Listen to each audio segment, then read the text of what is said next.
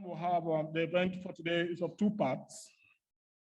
The first is the Nigerian launch of IFPRI's 2022 Global Food Policy Report, which is focusing on climate change and food systems.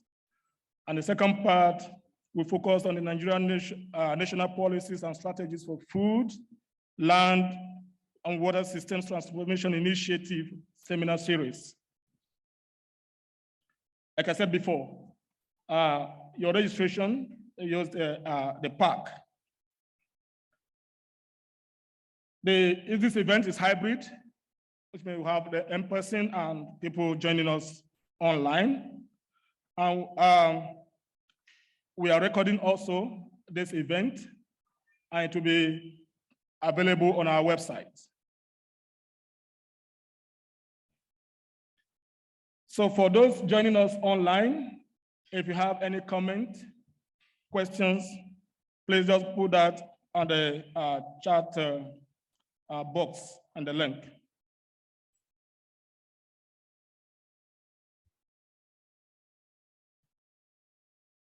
So at this point, I would like to take this opportunity also to recognize the presence of our distinguished participants and partners who are seated here.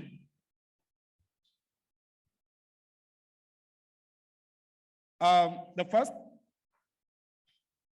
is the Honorable Minister, Ministry of Agriculture and Rural Development, Dr. Mohammed Mahmoud Abubakar, who is represented by the Director of Projects Coordinating Unit of the Federal Ministry of Agriculture, Engineer Ubandoma Ularam. Here? Okay. So while we wait for his arrival, I would like to invite to the high table distinguished Senator Bima Mohammed Enagi, who is the Chairman, Senate Committee on Agriculture. Please, a round of applause.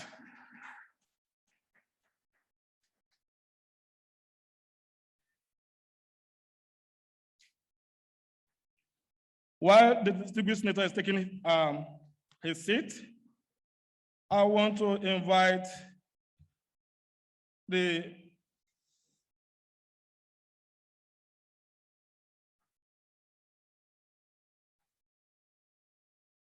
Director, Communications and Public Affairs of the International Food Policy Research Institute, IFPRI, in person of Charlotte Heberbrand.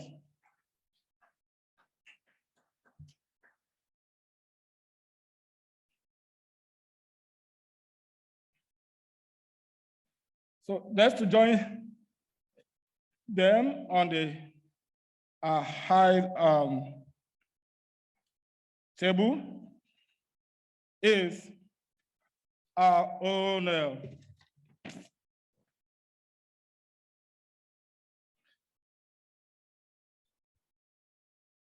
Regional Director, West and Central Africa of the CGIAR, and the Director General, International Institute of Tropical Agriculture, Andreas Saginga.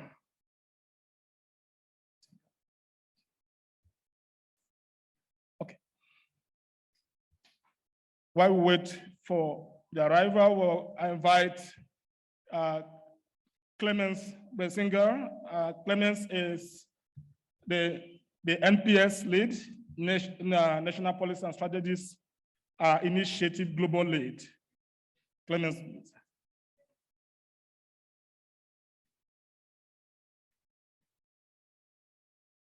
As he's taking the seat, I want to invite Professor Antonia Taye Simbine, Director General, Nigerian Institute of Social and Economic Research, NISA, Ibadan. Please, a round of applause. Yes.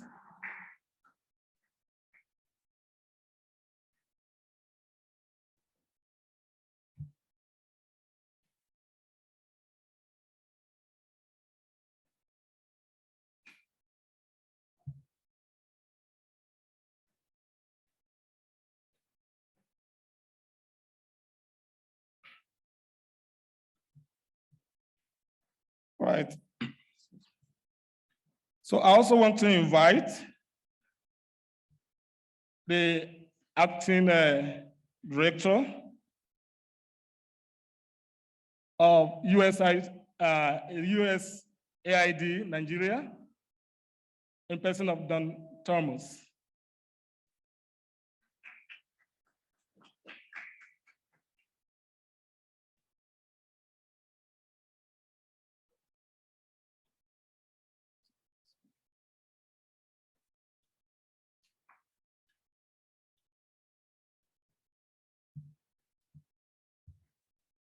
You agree with me that we have a lot of people here in the room and online, and it will be very difficult for us to mention everyone's name, but please know that you are highly recognized wherever you are seated, and there's a room. On this note, I want us to please stand for the national anthem.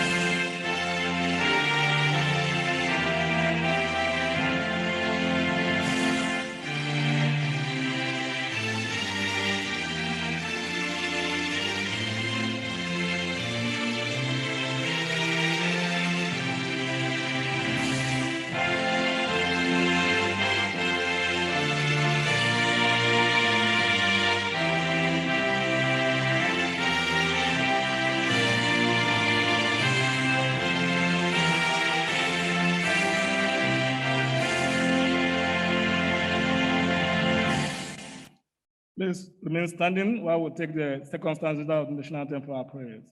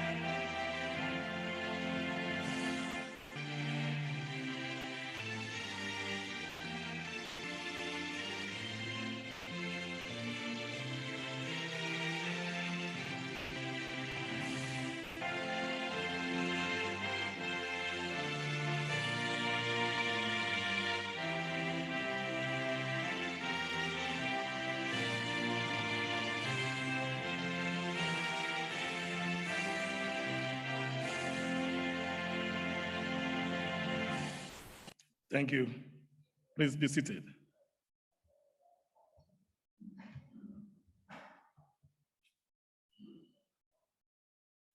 So at this point, I want to invite the country program leader of IFPRI Nigeria office and the NPS in Nigeria initiative lead, Dr. Kwao Anthem, who is joining us online virtually to give his opening remarks and event goals and programs.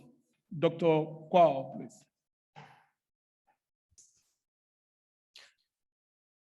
Thank you, Hyacinth. Good morning. I hope you can hear me.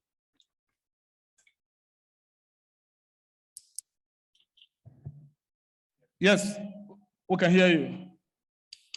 Thank you very much. Well, good morning, everyone. Representative of the Honorable Minister for Federal Ministry of Agriculture and Rural Development, FMAD.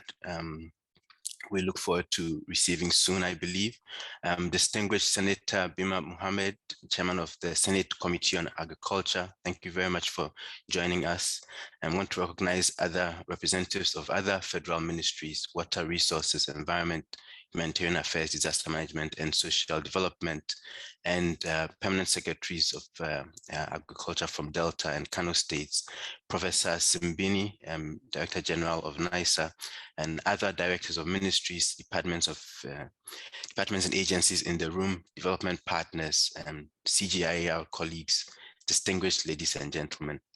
It is really my pleasure to give you a warm welcome this morning on behalf of IFPRI to today's event. As you have heard, IFPRI published the 2022 Global Food Policy Report titled Climate Change in Food Systems a couple of months ago. And last month, together with other CGIAR centers, we launched the National Policies and Strategies for Food, Land, and Water Systems Transformation Initiative, NPS. This launch was in Nairobi, Kenya last month. Now, today's event gives us an opportunity to add our own special Nigerian flavor to these two significant efforts.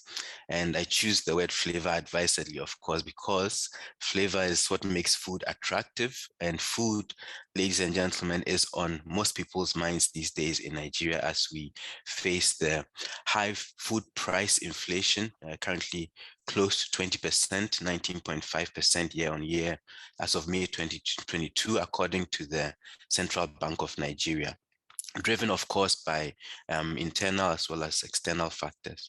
Now, food is closely related to all the other issues that we are all grappling with as far as development is concerned, including the upcoming political changes in Nigeria, rising conflict and insecurity in parts of the country, climatic shocks affecting agricultural production.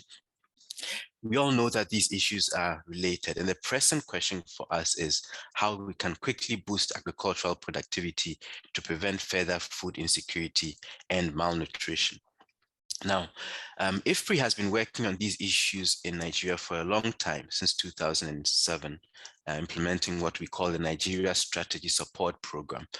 And with the support of the United States Agency for International Development, USAID, we are currently implementing the Nigeria Agriculture Policy Activity in partnership with Michigan State University. Through this work, we've been working closely, of course, with the Federal Ministry of Agriculture and Rural Development, state ministries, and other partners to support implementation of development plans. We have also been working closely with other development partners, such as the Bill and Melinda Gates Foundation, recently with WFP, and other partners who are represented in the room today. Now, after around 15 years, we have had, of course, an impressive record of work on Nigeria.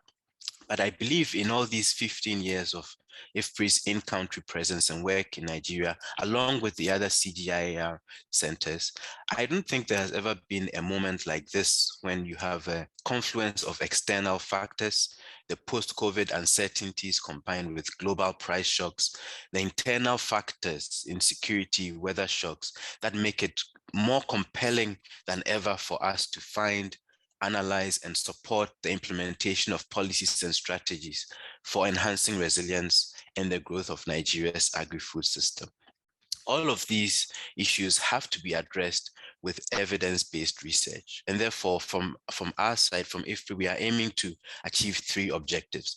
First, we are enhancing knowledge, data, tools for analysis and design of policies and strategies. Secondly, we have been working to enhance the capacity of government agencies, research institutions, other stakeholders to carry out and use applied research. And thirdly, we are continually improving the communication linkages and consultations among policymakers, policy analysts, and policy beneficiaries on agricultural and rural development policy issues. In fact, this morning, you are all part of one such effort to strengthen this type of communication. So a quick word on today's event.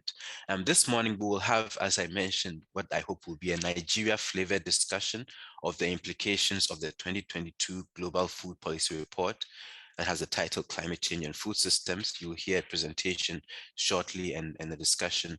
And this will be followed by initial seminar presentations under the NPS initiative, which my colleague, Dr. Clemens Breisinger, will introduce shortly.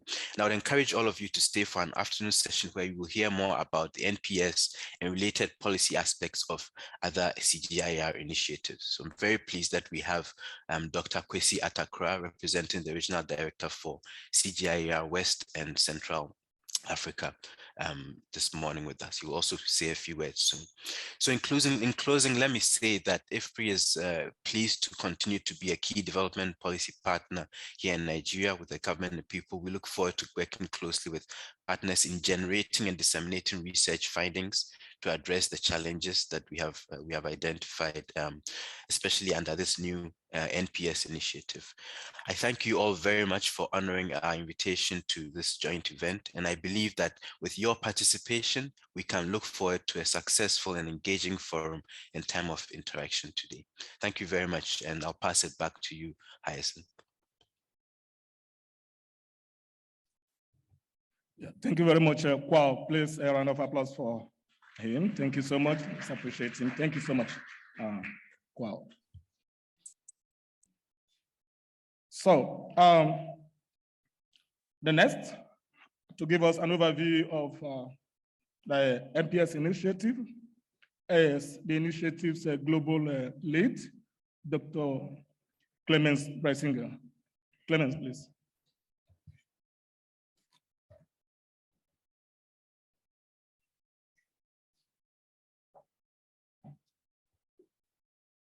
Good morning, everyone.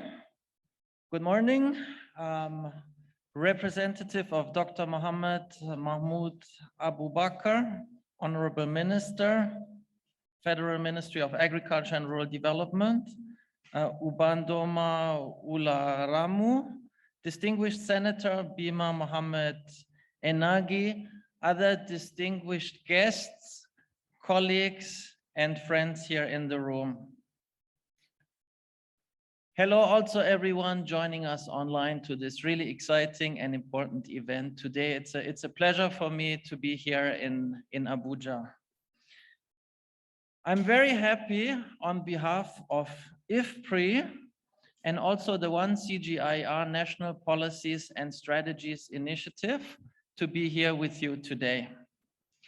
The National Policies and Strategies Initiative, or short NPS, is a 3-year policy research, capacity strengthening, and policy outreach initiative that is funded by multiple donors through the One CGIAR. Let me use this opportunity to thank the CGIAR and all donors involved for their support of NPS and also many other initiatives that are also represented here today in our event. The NPS initiative is implemented in 6 countries across 3 continents. In Africa, NPS is implemented in Kenya, Egypt, and Nigeria. In Latin America, it's Colombia, and in India, in Asia, it's India and Laos. The program design is really driven by country demand from those countries and informed by decade-long country-level collaboration between our researchers and partners in dozens of countries around the world. On May 17th, we have launched this global program in Kenya. And today we celebrate the inception of NPS here in Nigeria, together with IFPRI's launch of the Global Food Policy Report. Now, for NPS, the country focus is really critical. We all know that each country is different from each other. And so NPS is carefully tailored to each country's demand, while also leveraging synergies across country with a lot of focus on cross-country learning and collaboration. One very important feature of NPS is that in each country, we have very strong technical teams on the ground to closely and in a truly collaborative way work with our in-country partners towards achieving our joint goals. In Nigeria here, NPS builds on the very strong experience of various CGIAR centers, such as the USAID-funded and IFPRI implemented Nigeria Country Strategy Support Program that Kwa has just mentioned. The NPS implementation here in Nigeria will be led by Kwa Andam and his team, supported by experts from various CGIAR centers here in Nigeria, local partners, and partners around the world. Now, let me give you a very brief glance of the key objectives of NPS, and then in the afternoon, we'll talk a bit more in detail what NPS entails. NPS really has three main objectives. The first objective is building policy coherence. The second objective is integrating policy tools within local institutions. And the third one is responding to crisis. Just really quickly, what do we mean by building policy coherence? We are talking about country-level coherence, policies that span different ministries, but also policies that happen at the national level and at the subnational level. At the same time, we are also talking about coherence across different initiatives within the one CGIAR and other development partners to make sure that we have coherent research and evidence-based messages for our partners and policymakers in the country. The second objective is integrating policy tools, and here we work very closely with national and subnational organizations, and Kwa will tell you more about the plans for Nigeria also a bit later in the day. The important thing is that we have innovative approaches here, and I'm just mentioning them quickly. We are following a training of trainer approach, and we are also working out simpler and easier to use analytical tools so that they can be used more widely. The third objective is responding to crisis, and what we experience these days in all countries around the world, including here in Nigeria, is a true crisis. So NPS, together with other initiatives such as Foresight, also with support from bilateral partners such as USAID and others, we have quickly responded to come up with country-level assessments. What do the high fertilizer, food and energy prices, what do they really mean for different countries?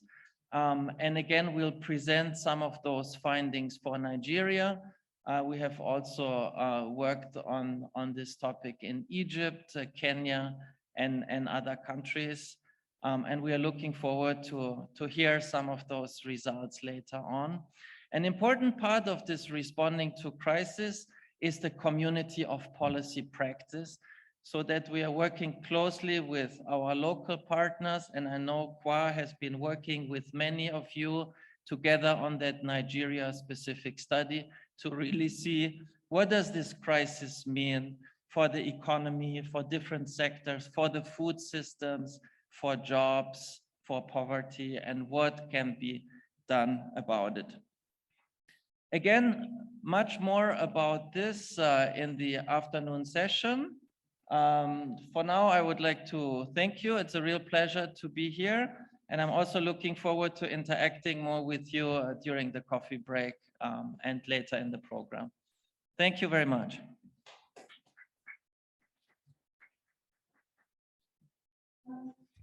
Thank you very much, Clemens. I think he deserves more, please.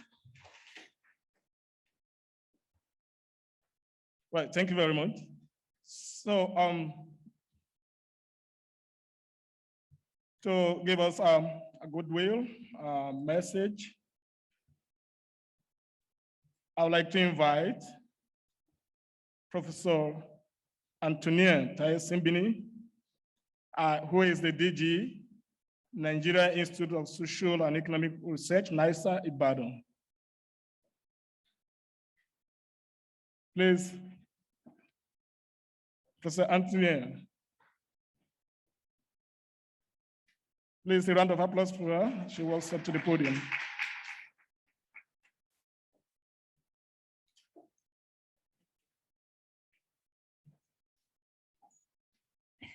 Good morning, everyone.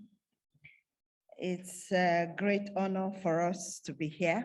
The NISA team is right at the back over there. We're privileged to make a few remarks at this inception workshop. And I see also that it's the launch of another program that we were not aware of, but we're happy to be a part of it. I welcome all the participants, including the experts and researchers who are joining us from abroad, especially those joining us virtually. We'd like to express our warm wishes to the IFPRI management for putting together this initiative and for the wonderful work that you do on food security and development all over the world. We're well aware that the situation that we face in Nigeria is not only happening in Nigeria, it's a worldwide food inflation crisis. The imperative of a coherent policy framework in driving broad development, and specifically in the food, water, and land ecosystem hardly needs to be emphasized. Misaligned policies, policy divergences within sectors, lack of policy coordination, synergy, and integration can potentially hamper productivity, undo sustainability, and undermine any progress that we hope to make. Thus, it is often useful to understand the interlinkages and trade-offs among policies to enable the crafting of coherent policies within this nexus.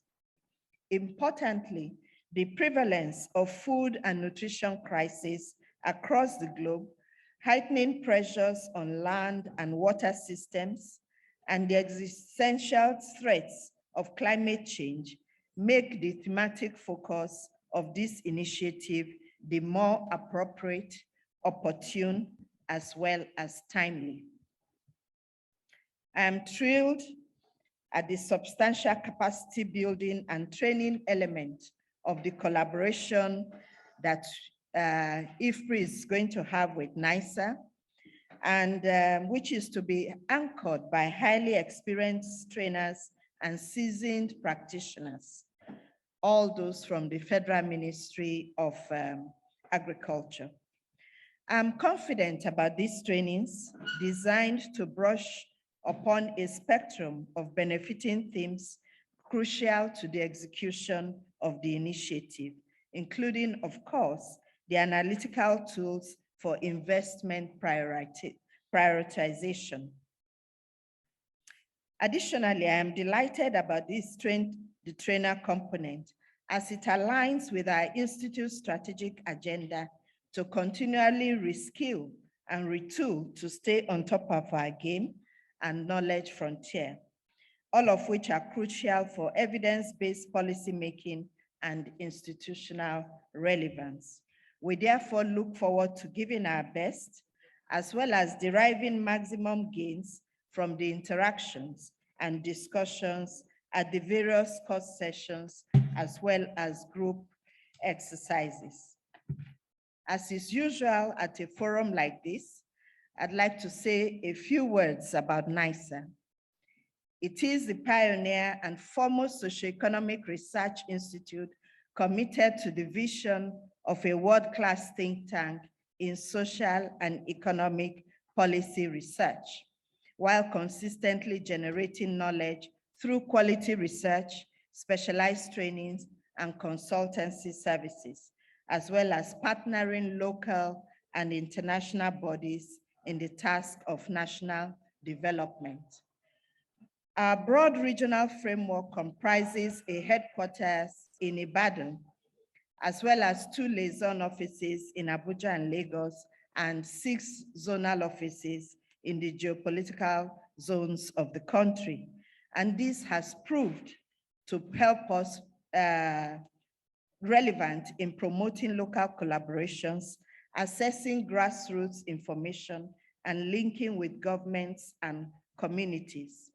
We have a solid human resource base of over 70 research staff, many of which hold PhDs in different disciplines and specializations: economics, sociology, political science, agriculture, rural development, transport, environment, and the like. And NISA has had a long pedigree and vast experience consulting for the federal, state, local governments, private sector, civil society organizations, development partners, as well as the media. Incidentally, I've worked there all my life and only took over the headship of the organization on the 1st of this month. So we are able to do a lot because we're a multidisciplinary institute. It is important to mention as well that over the years, many of our researchers have on self-recognition, an idea mentioned Professor A.S. Olomola, who has been a partner with the IFPRI family. Without taking much of your time, I'd like to conclude by expressing our gratitude to IFPRI for considering NISA worthy of being a part of this collaboration that also includes Kenya, India, Egypt, Laos, and other countries. We pledge our commitment to approach the assignment with all sense of responsibility and professionalism, and we look forward to a fruitful and mutually beneficial engagement in the next couple of years. Thank you very much.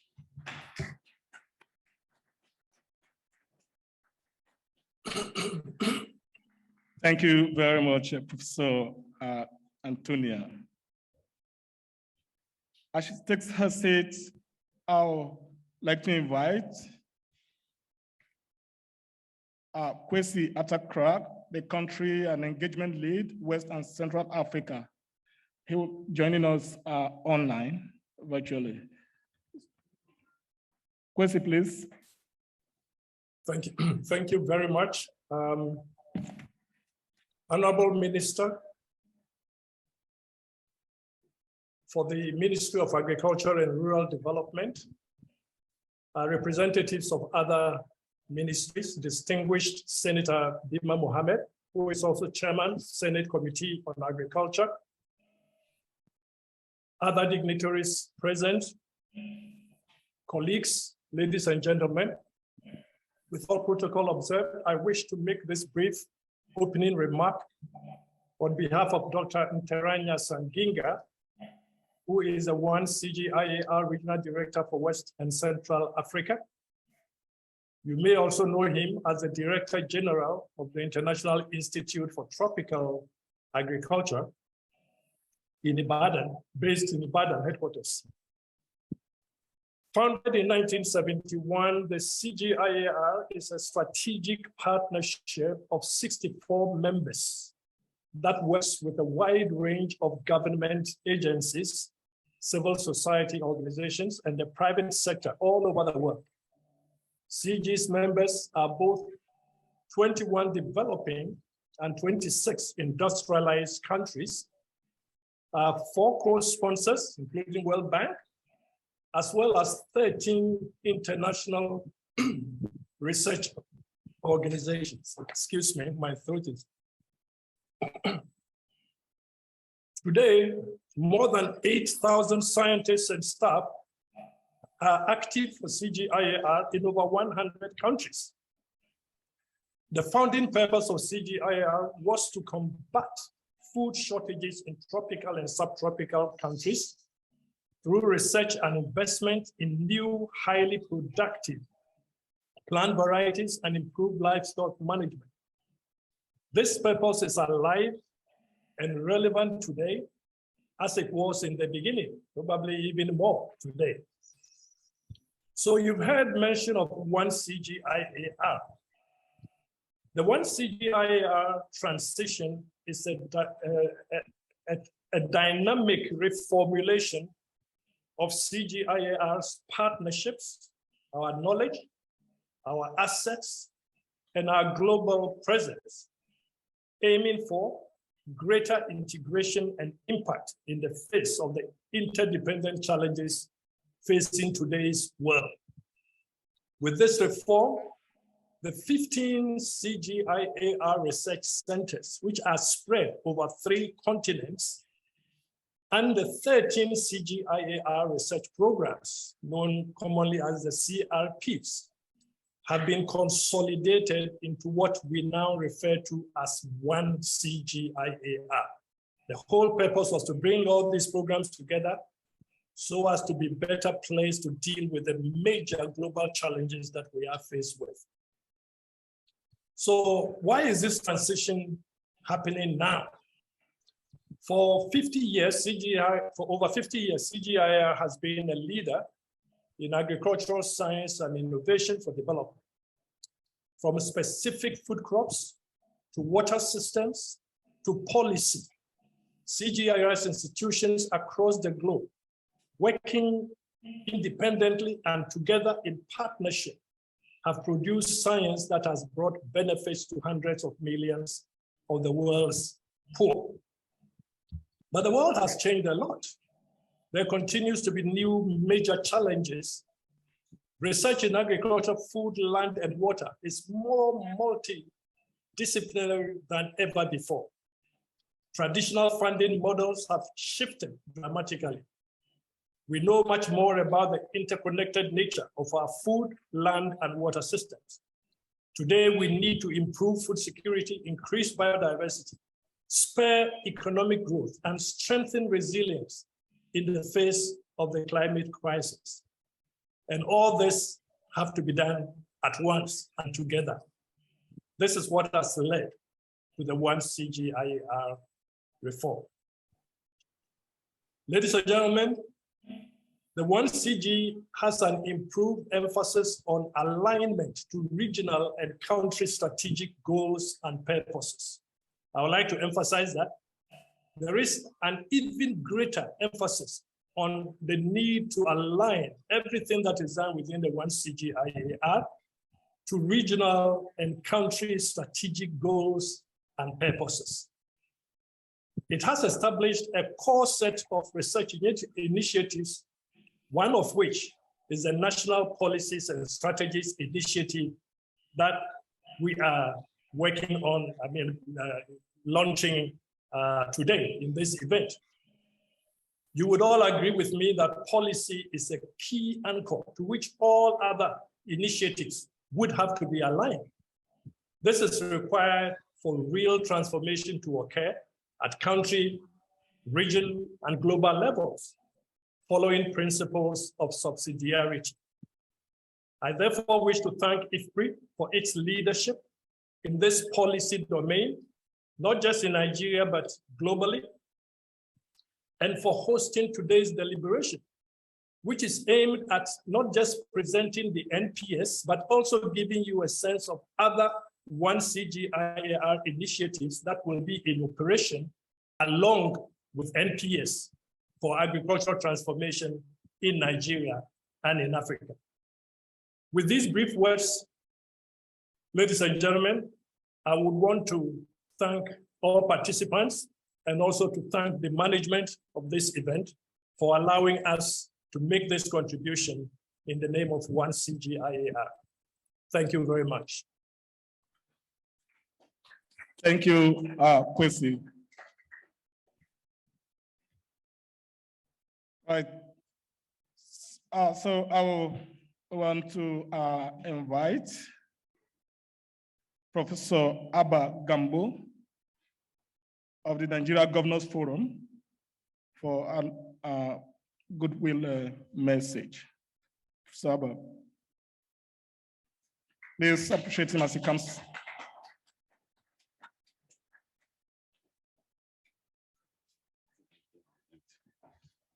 Good morning, distinguished colleagues. I saw my lecturer at the University of Maiduguri, and I saw my colleague at the Usmanu Danfodio University, Sokoto, and I also saw my student. So it's a very great gathering for me. And I, first and foremost, on behalf of the Nigerian Governors Forum, we've been asked to express our deep gratitude to the organizers for finding us worthy to be part of this very important event. The DG, Barrister Okaro, asked me to particularly share with you some of the things the NGF are doing. The Nigerian Governors Forum was actually established in 1999, and it is a non-partisan association of all the 36 state governors.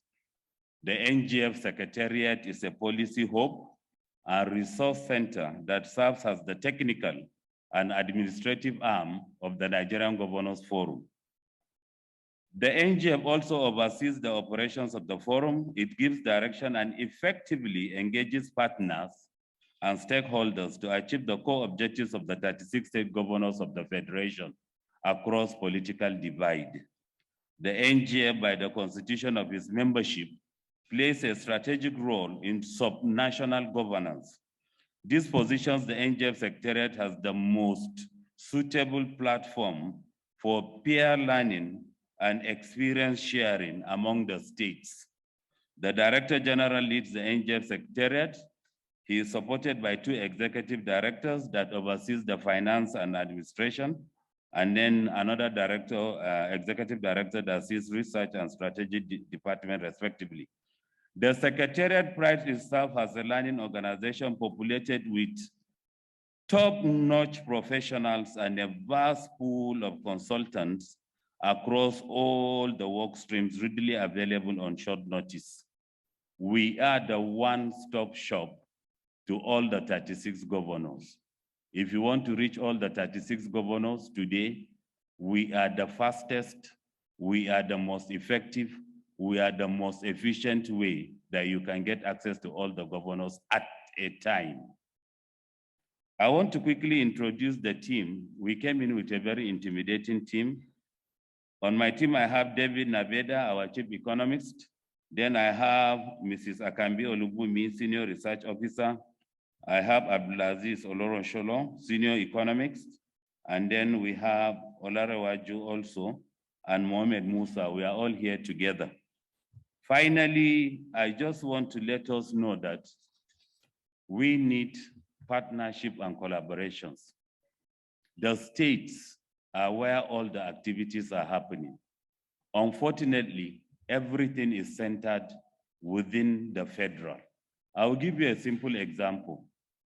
When the present regime came, the first policy document that was produced, the Green Alternative, was done in Abuja. And then as an advisor to the Governors Forum, I visited some states and I was asking them for the Green Alternative. Most states are not even aware there is a policy document, national policy document of Green Alternative. And unfortunately, within the same government, when Chief Audu Ogbe left and then the Nanono came, another policy document was also produced, which the states are not also aware. And the same government, all of a sudden Nanono left, and then the present minister came, there is also another new document called NATIP, and the states are not even aware.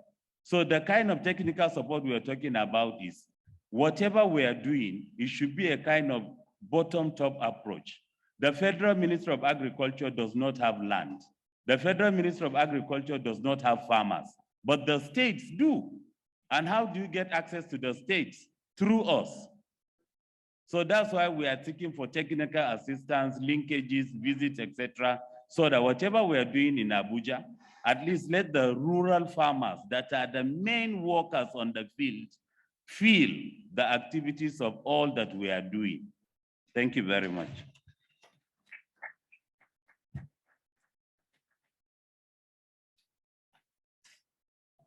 Please, another round of applause for the governors. We have the 36 states governors here in this room. Thank you, Professor Abagambo. At this point, I want to call on the Acting Director of the USAID, Dan Thomas, for the Goodwill Message. Thank you.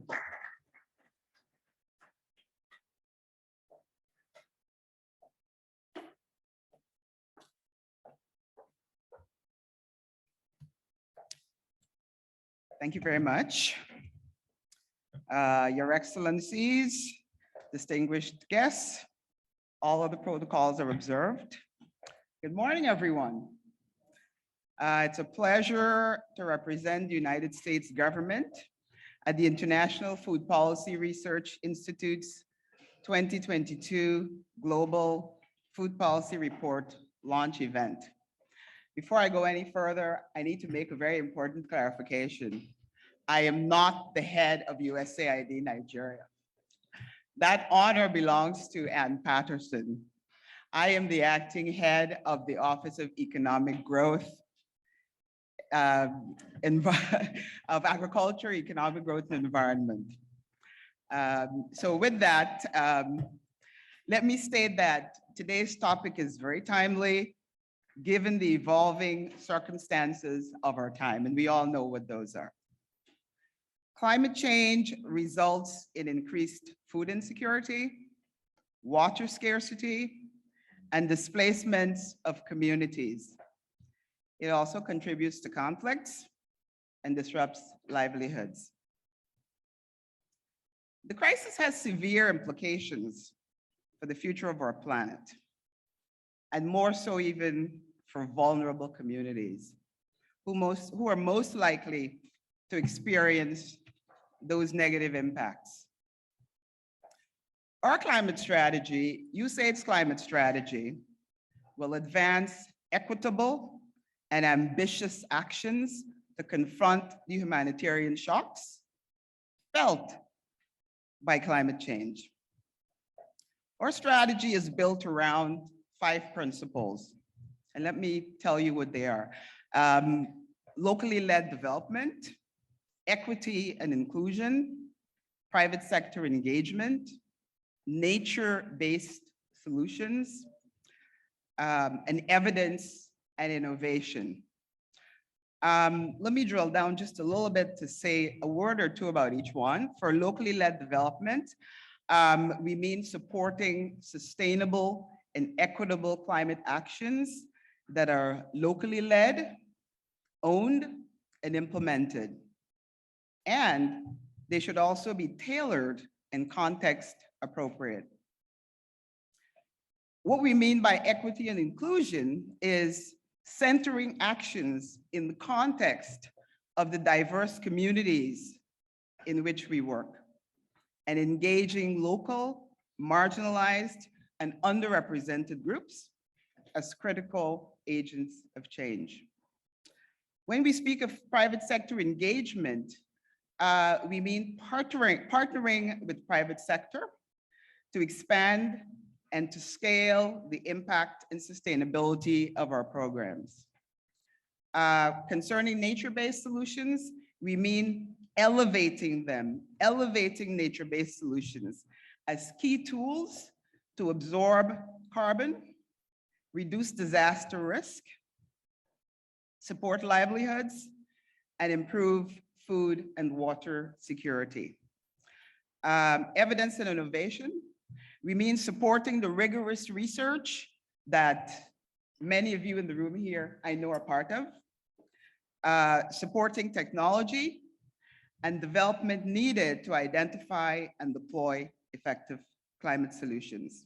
And of course, including those that are locally known and locally developed. Through our climate strategy, we have some ambitious goals to achieve across the globe by 2030. Of course, we're here to focus on Nigeria, but Nigeria is part of the global community. So let me say a little bit about some of those goals that we're supporting. We support activities that reduce, avoid, or remove from the atmosphere 6 billion metric tons of carbon dioxide equivalent.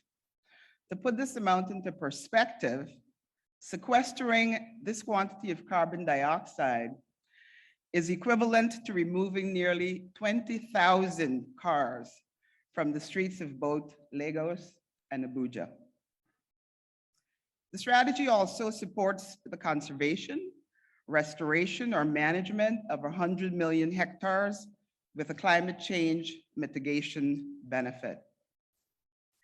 It also enables the improved climate change resilience of 500 million people. It's also aimed at mobilizing 150 billion in public and private finance to advance climate change resiliency efforts.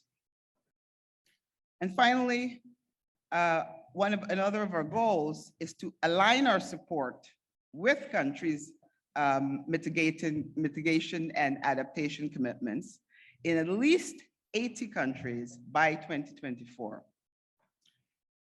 And also support partners to achieve systemic changes towards meeting those commitments in at least 40 countries.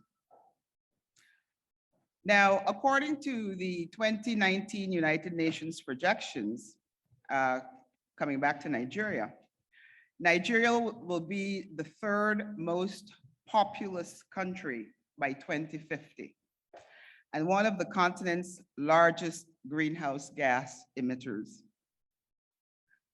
What does this mean? Well, this means that there is need to look at the challenges and the opportunities in this very unique position. There are a range of choices to be made by Nigerian policymakers, by policy practitioners, farmers, small and large businesses, and Nigerian society as a whole to move our food systems and climate in the right direction. Therefore, our mission is pleased to support the International Food Policy Research Institute's global work, including its work in Nigeria. They are one of our implementing partners, and we are very pleased to support them in that regard. Our policy activity will strengthen the commitment and ability of stakeholders across the agriculture sector to formulate, to implement, monitor policies that foster robust and inclusive climate-sensitive growth. This decade clearly will be decisive for the future of our shared planet. And that is why we're committed to working with partners and communities to strengthen climate change adaptation and mitigation and reduce greenhouse gas emissions through effective policy, innovation, and stakeholder engagement. Based on the remarks that have been made so far, clearly we're on the same page and we're all heading in a common direction. So thank you very much for this opportunity to address you. Thank you.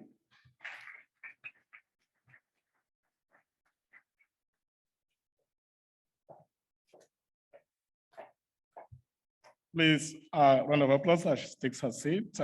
The Acting Director, Office of Economic Growth and Environment. Yeah, thank you very much. So we're getting to the end of this session. I want to invite from the National Assembly, the distinguished Senator Bima Muhammad Enagi, the Chairman, Senate Committee on Agriculture, for his Goodwill Message and declaration of this event open. Distinguished Senator.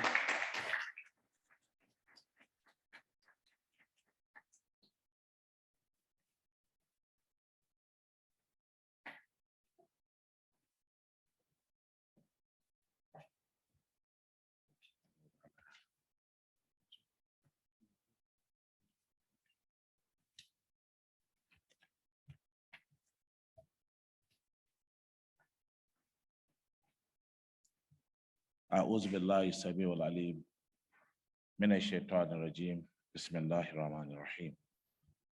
Please permit me to stand on existing protocol.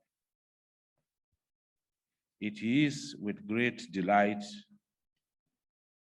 that I join you, the stakeholders and development partners, in this two-in-one event. First is the launch of IFPRI 2022 Global Food Policy Report on climate change and food systems. And secondly, the inception workshop for the national policies and strategies for food, land, and water systems transformation initiative. I bring you greetings from the Senate Committee on Agriculture and Rural Development, as well as the leadership and the entire members of the 9th National Assembly. It is remarkable to note that over the past 45 years, that is since 1972, the International Food Policy Research Institute, in driving her vision and mission for a world free of hunger and malnutrition, have been consistent in providing research-based policy solutions to sustainably reduce poverty and end hunger and malnutrition in developing countries. For a planet faced with the propensity of hunger triggered by famine, one cannot in any way discountenance the strategic importance of agricultural research. The provision of research-based policy solutions that can sustainably reduce household poverty and address hunger and malnutrition frontally becomes even more important with the challenges posed by climate change. No doubt, the importance of food systems in the context of climate change, according to research, has gained significant attention globally. What we need to do is to expand climate policy discussions to address serious issues like the shortfall in financing climate-smart food systems, amongst others. I have no doubt that the IFPRI report has addressed quite an array of issues, including the urgency of accelerating innovation, reviewing policies, resetting market incentives, and increasing financing for sustainable food, land, and water systems transformation. I'm also aware that the new NPS initiative is being organized by IFPRI and other CGIAR centers, and it is expected to make research-based contributions on issues of compelling interest, such as improving food and water security, nutrition and livelihood, and reduction of poverty. Once again, I want to express our commitment and support for Once again, I want to express our commitment and support for IFPRI's activities, which has been in Nigeria since 2007. My committee will be open to further exchange of ideas and productive collaborations that will make our food systems in Nigeria better. We need to look at all areas where we can speed up and upscale for the benefit of our people as we decimate the challenges of hunger and malnutrition in the shortest possible time. Permit me to congratulate IFPRI and CGIAR, the organizers of this event, and to assure you of the undivided interests of my committee and indeed the 9th National Assembly in your vision for a world free of hunger and malnutrition. Before I end my remarks, I would like to ask one or two questions, and maybe the organizer will be able to respond. I am a little surprised that we don't have some policy organizations represented here today. For example, the Central Bank of Nigeria is doing a lot in the agricultural sector. We also have NASAL, is doing a lot in the agricultural sector. We have NAIC, the National Agricultural Insurance Corporation. I would have expected that those organizations will be represented here. So maybe there'll be some response to that question. I thank you all for attending this event, and I wish you well. Thank you.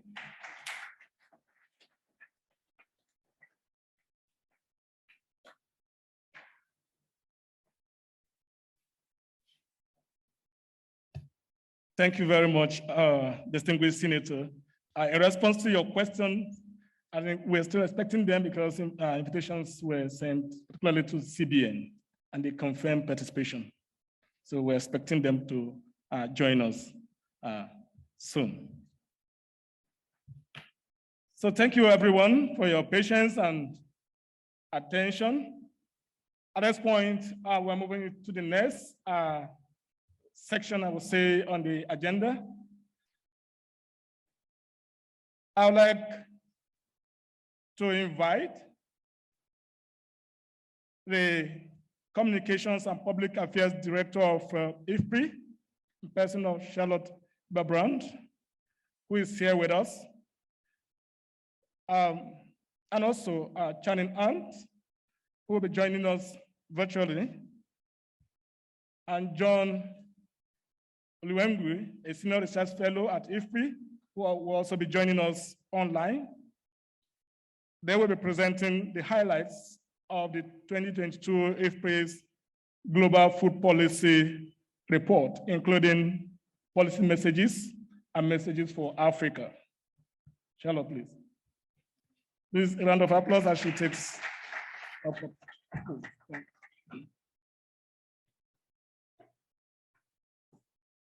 Thank you, Hyacinth. Good morning to everybody here in the room, and hello to all of you who are joining us virtually, depending on what time of the day or evening it may be for you. It's my great pleasure today to launch the Nigeria presentation of IFPRI's flagship report for 2022, which is on climate change and food systems. I will briefly present an overview of the report and then hand over, as Hyacinth mentioned, to Channing Art, who will speak about some of the key policy recommendations that are emerging from this report.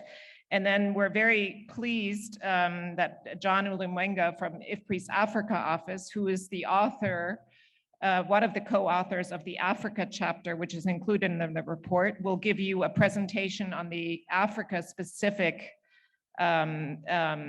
aspects of this report.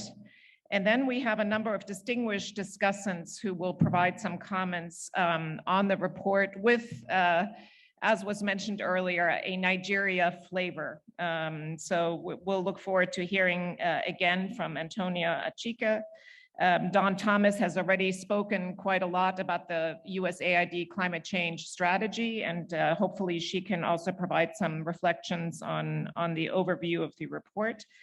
And then we will also have with us Andrew Kasari, who serves as a Senior Special Assistant to the President on Agriculture. He's housed in the Office of the Vice President, and Ibrahim Bello, who's the Director of Planning and Policy Coordination at the Ministry. So with that, let me launch into a quick overview of the report itself.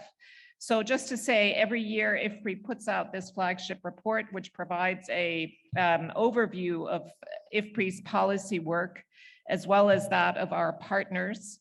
This year, we were particularly pleased to also include some of our fellow researchers from two other CGIAR centers, namely the Alliance of Biodiversity and CIAT, and IMI, who also have very strong climate change programs. As usual, this report focuses on policies, institutions, and governance systems, which is sort of the bread and butter of IFPRI's work. The focus of the report is really to be forward-looking and thinking about some policies that can be implemented really quite soon, if not already today, to address climate change mitigation and adaptation. You'll find that the recommendations are of a fairly broad nature, but when they are adapted at the national level, they can very quickly be implemented. So we really want to be proactive and say there are things that we can do today to address both climate change and mitigation. And sorry, if we can go back one slide first. So we know, of course, that climate change poses a growing threat to sustainable food systems. Regardless, climate change has already contributed to the really worsening situation that we see around the world with regard to hunger and malnutrition. The 2021 State of Food Security and Nutrition report put out by the FAO estimated that between 720 and 811 million people faced hunger in 2020. That it was an increase of 161 million from 2019. In total, about 2.37 billion people are without access to adequate food. And again, that was an increase of about 320 million up from 2019. That is a huge number. That means that 1 out of 3 people living on this planet are not having adequate access to food.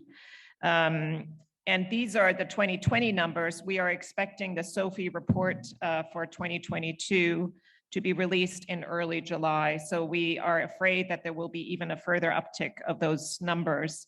Now, you all know that globally, we've actually made significant progress up until about 2014 or 2015 in combating hunger. And since then, the numbers, unfortunately, are going in the wrong direction. So climate change, of course, contributes to this situation. We know already that increases in temperature have had an impact on agricultural productivity. And more importantly, extreme weather events have wreaked havoc with agricultural production as well as supply chains. And in turn, these can fuel conflict and dislocation. So next slide, please. Okay, we're good. This past year, 2021, was actually a great year in the sense that it brought a lot of attention to this topic of food systems and climate change.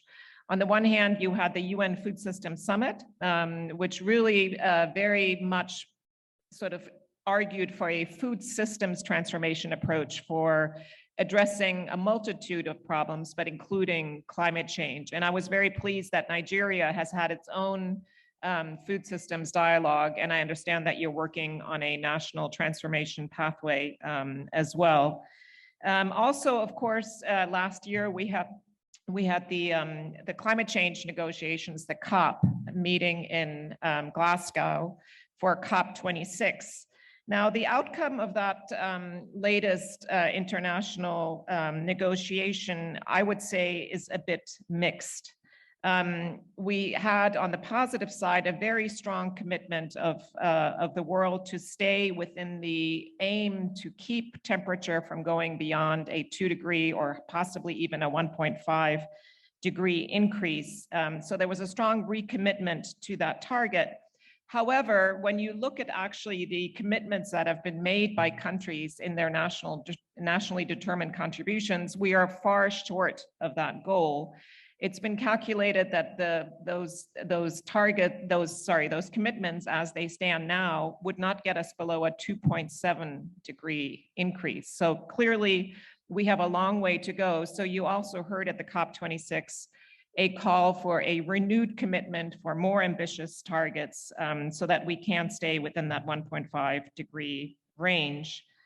Importantly, though, there were some other pledges that were made at the COP. So we have a pledge on reducing methane, on reversing deforestation. There's a very important language on phasing down unabated coal and phasing out fossil fuel subsidies that are included in those commitments. Now, agriculture has not really been part of the negotiations at the International Climate Change Framework Convention, although you see agriculture focused quite prominently in the nationally determined contributions as well as the national adaptation plans, but perhaps again without sufficient precision when it comes to actions and targets. There has also been a Coronivia work program on climate change. but that has not yet entered officially the negotiations. So we hope that by COP27 next year, agriculture can really become a core part of the climate change negotiations. Next slide, please. So adaptation, of course, is of primary importance to all countries in the world, but especially those that are going to be impacted more by climate change. Let me quickly say, again, at the global level, there was a pledge actually made some years back that $100 billion would be provided to help developing countries cope with climate change through adaptation. That money was supposed to materialize by 2020, provided on an annual basis through 2025. It has not yet happened. And again, at the COP last year, there was a recognition of this shortcoming, and again, a call for more financing for adaptation. I think more generally, people seem to think adaptation perhaps is more of a country-specific issue. But really, I think we lose sight of the fact that if we don't do adaptation well, then globally, we will not meet our global food security needs. So adaptation clearly is hugely important, and it is a big part of our report. Now, that's not to say, next slide, that mitigation is not important, because we do know, of course, that food systems also do contribute to climate change. In fact, the IPCC estimates that somewhere between 21 and 37% of global greenhouse gas emissions come from food systems. So that is a very significant, large number. If you break that down, 21% of total emissions come from what is referred to as FOLU, which means agriculture, forestry, and other land use. And unfortunately here, the news is that developing countries are also actually contributing to food systems emissions. So you can see here in the graph that over time, the food systems emissions have decreased relative to where they were in developed countries, but they're actually increasing in developing countries. So there is a real need to continue a focus on mitigation, and ideally, some of the adaptation measures that countries will adopt will also have a mitigation impact. That is sort of the sweet spot that we have to aim for in our planning and goals. So next slide, please. Just another word on mitigation. There is actually a great potential here for the agricultural sector to contribute also to mitigation.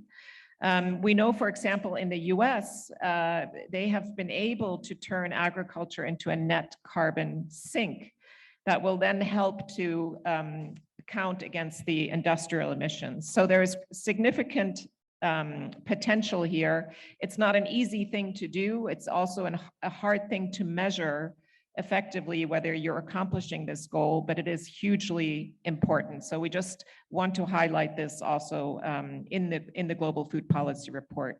So with that, let me turn it over to Channing Arndt, who, as he was introduced, he is IFPRI's Director of Environment, Production and Technology Division, and he will walk us through some of the key policy recommendations of the report. Over to you, Channing. Thank you very much, Charlotte. I think I'll just go ahead and keep using the slides as you're presenting them. So let's go to the next one.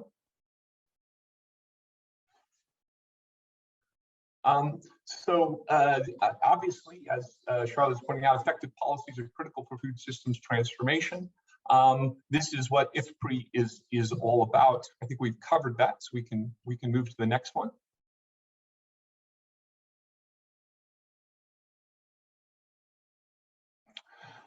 Okay, so this is the table of contents of the Global Food Policy Report. And we're not going to go through all of it, and I'll touch on only a few things today, but I wanted to just highlight the words in red and point out that these are not sort of climate change words, really. These are the key words for each of the chapters. But these are words that, IFPRI and NICER and, Nigeria in dealing with agriculture and agricultural policy have been wrestling with for a long time. And what this really reflects is the mainstreaming of climate change into decision-making across a whole series of areas. And that's very much reflected in the report today. And also, as Charlotte indicated, this report is really focusing on not climate change and what it means in 2050, but climate change and what countries and governments and other actors should consider thinking about doing today as we prepare for a warmer and potentially more volatile future. So to the next slide, please.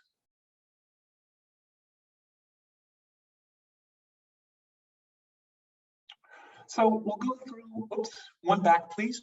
We'll go through a series of 6 kind of groups of policy recommendations, 2 per slide.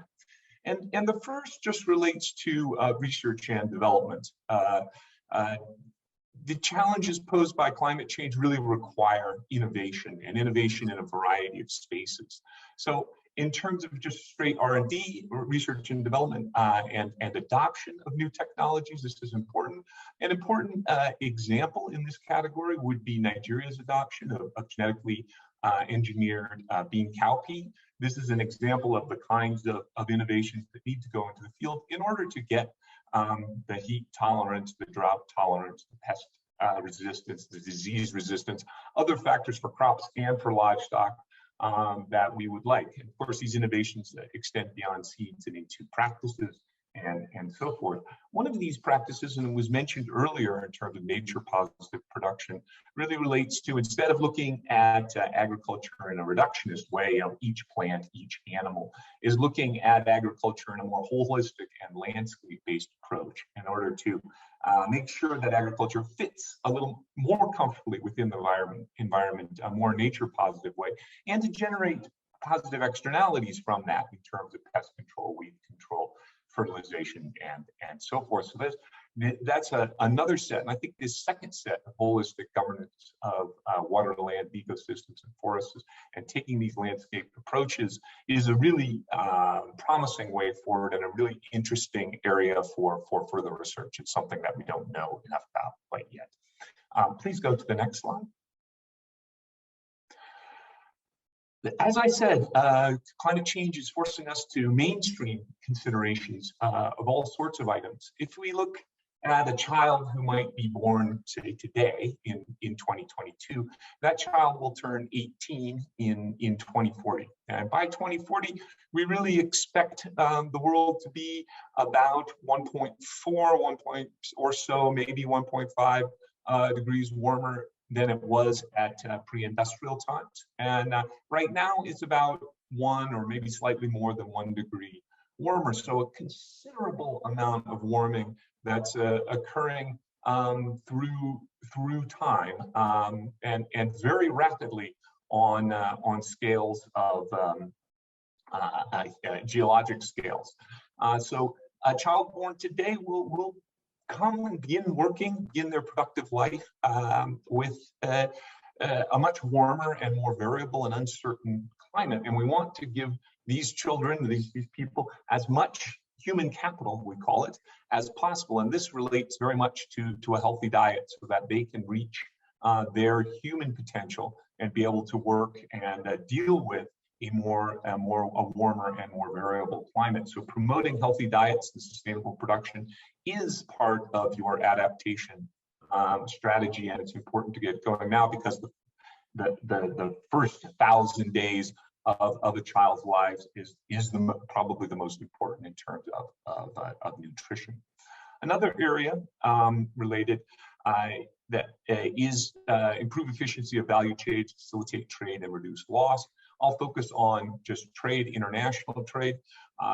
We don't want to put all of our eggs in one basket, and this can occur globally, but if we're only relying on production for Nigeria within Nigeria, then all of that production will be subjected to climate shocks, and they'll be difficult. Well, if you're not trading, you're not going to be able to bring in product when production years are bad, or export product when production years are good. And so working towards a trade system and facilitation of a trade system that is an adaptation strategy is an important policy recommendation, and having that kind of a perspective is something that definitely countries would like to take right now. The next slide, please.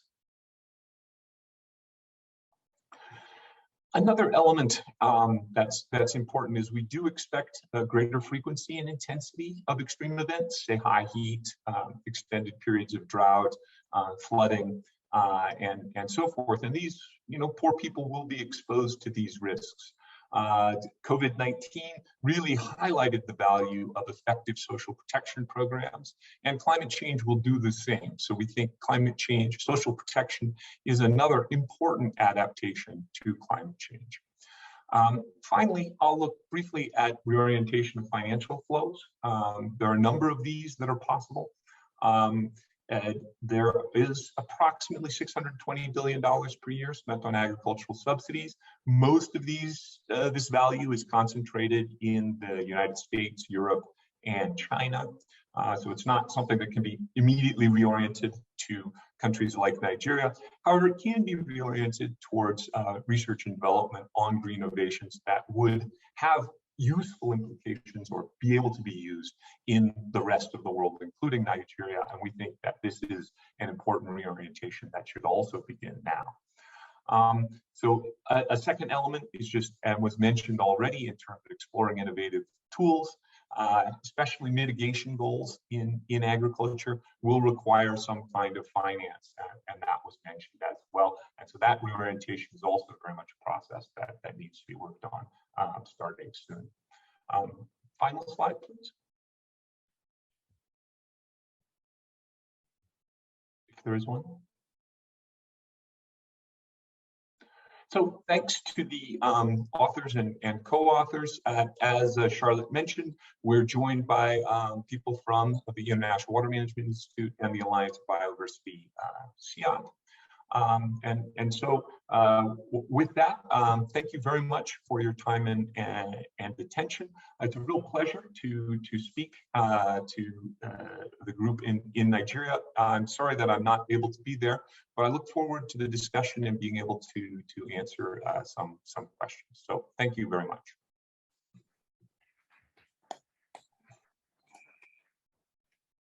Thank you very much, Channing. We're now going to formally unveil the report. So it's my pleasure to invite up to the stage Senator Bima Mohammed Enaji, Chairman of the Senate Committee on Agriculture, who will help us do that. And may I ask all of our distinguished guests in the front row to join us also for the photo and unveiling here of the report in Nigeria. Please. Okay. Yes. Please, as they come to the stage, please, while the presentation was going on, the representative of the Honorable Minister walked in, as person of Engineer Obandoma Olarabu, the Director Projects Coordinating Unit of the Federal Ministry of Agriculture. Please a round of applause for him. So he join them.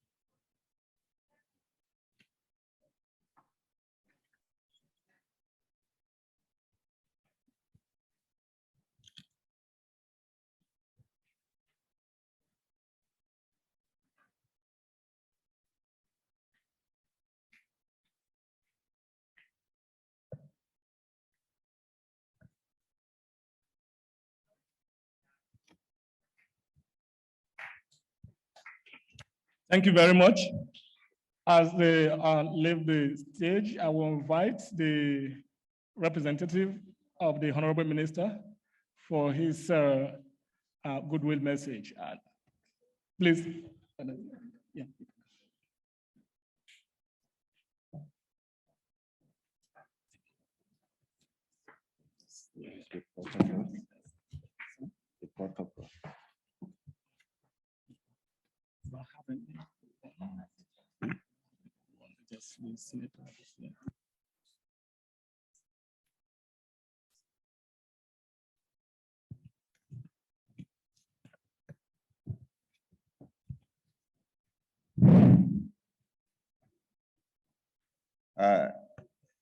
Distinguished Senator, here present, the USID, distinguished ladies and gentlemen, it is my pleasure to be here today as the representative of the Honorable Minister of Agriculture and Rural Development.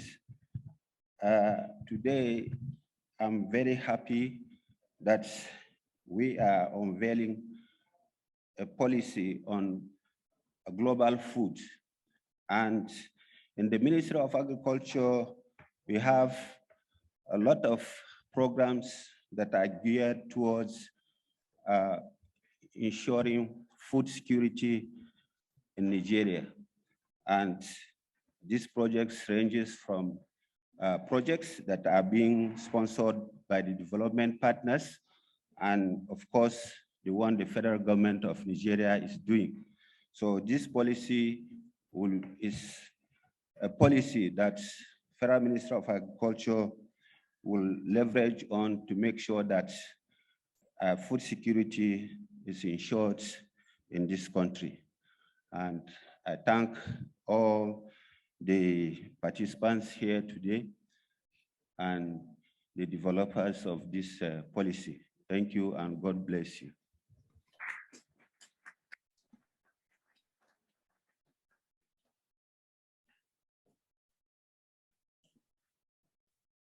Thank you very much for those remarks from the ministry. Now it's we go back to the substance of the report, and I'm grateful that John Ulemengu is with us. He is a senior research fellow in IFPRI's Africa division and the author of the Africa chapter of this report. Over to you, John. Thank you, Charlotte, and thank you to the organizers for having us here. If I can move my slide, or maybe folks from Abuja can help do that. Can you please allow me to share my slides? Okay. Still disabled.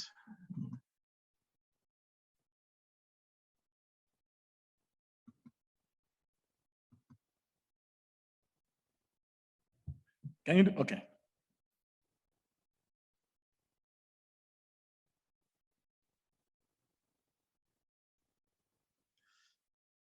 All right. So thank you again for this opportunity to share a few highlights of the Africa chapter of the Global Food Policy report on behalf of colleagues who work on this. Now that you have the report, I will take you through some of the highlights specifically for Africa. Next slide. So let me start with a few facts that we all know, but that I believe it's important to keep reminding us how dire the situation is when it comes to climate change and food security in Africa. First, we know that more than 50% of African population depends on rain-fed agri-food system, which is mostly led by small-scale farmers who don't have the means, resources to invest in adaptation or mitigation technologies, which unfortunately makes the whole food system vulnerable to weather change or climate change in general. Second, the data that we have suggests that are all giving indications that climate change is already negatively impacting yield, agriculture yield, triggering a series of events, low agriculture yields, low production, high prices, and of course, increase in hunger. The COVID-19 pandemic has really come to exacerbate the whole situation with a series of production losses, decline in income, again, affecting mostly already vulnerable population. So when you combine all of that, so you have an Africa food system that is rain-fed, led by millions of small-scale farmers, themselves vulnerable. So that's the background to this report and things that we think that in across the continent, policymakers, researchers should be aware of. And next slide. The good news is that there is a sense of awareness at the highest level across the continent. Can we go back to can we go back to the previous slide? So there is an awareness at the highest level of the continent.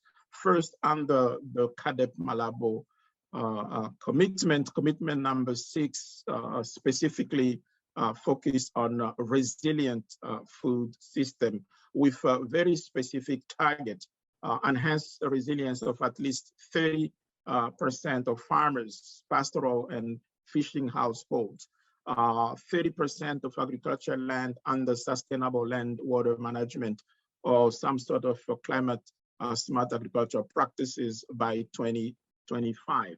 Create an investment and enabling environment for resilience initiatives such as early warning, disaster preparedness, and safety net. Unfortunately, the report that came out last year on that particular commitment says that only 15 countries out of 55 are on track to achieve this commitment. But that's the continental commitment. At global commitment, many African countries are working to keep their national greenhouse emissions within the required range. Most of them are developing and implementing some sort of national climate adaptation plans. And the majority of countries have already submitted the first nationally determined contribution as part of the COP and the whole climate adaptation strategy are in the process of submitting the revised version. So there is a high level commitment across the continent. Unfortunately, the trends are still very concerning. Next slide. First, the data that we are able to put together show that food insecurity increased by 5 to 20% with each flood and drought in sub-Saharan Africa. So each flood and drought event brings an increase in food insecurity between 5 and 20%. Between 2015 and 2019, 45 million people in the Horn of Africa alone require humanitarian assistance for climate-related food emergencies. That's a problem. Over half of African population has no access to modern electricity services. What that does is it puts pressure on forests and further exacerbating the impact of climate change. The use of agricultural insurance as one of the means to adapt to those shocks remain very low at the continental level, with only 3 to 6% of farmers being covered. Another issue is on the funding. I mentioned in the beginning that African food system is led by millions of small-scale farmers who don't have the means to invest on those climate adaptation technologies. So they are expecting some support from outside, and there were commitment to do that, to mobilize at least $100 billion every year by 2025. That commitment has not been met, and with the COVID and what is happening now, the war in Ukraine, it's very unlikely that that will be met, which means that the resources to invest in technology to adapt and mitigate will not be available.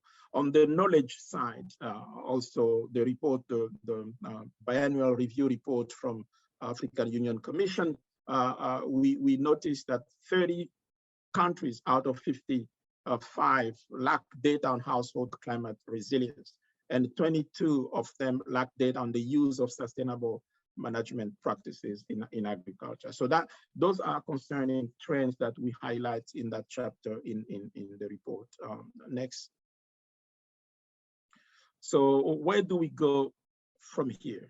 I think the first and foremost should be that African countries should stay on track with respect to the commitment at the continental level as well as the global level. That is a must. Second, as far as Africa is concerned, we should prioritize climate change adaptation, but making sure that all the interventions under that umbrella also bring benefit to mitigation as well. Explore sustainable intensification as a climate smart option to build resilience and increase crop yield while also contributing to mitigation through reduction of greenhouse gas emission. That's very important. And of course, the need for knowledge. I'm not trying to preach for my church, but knowledge is critical.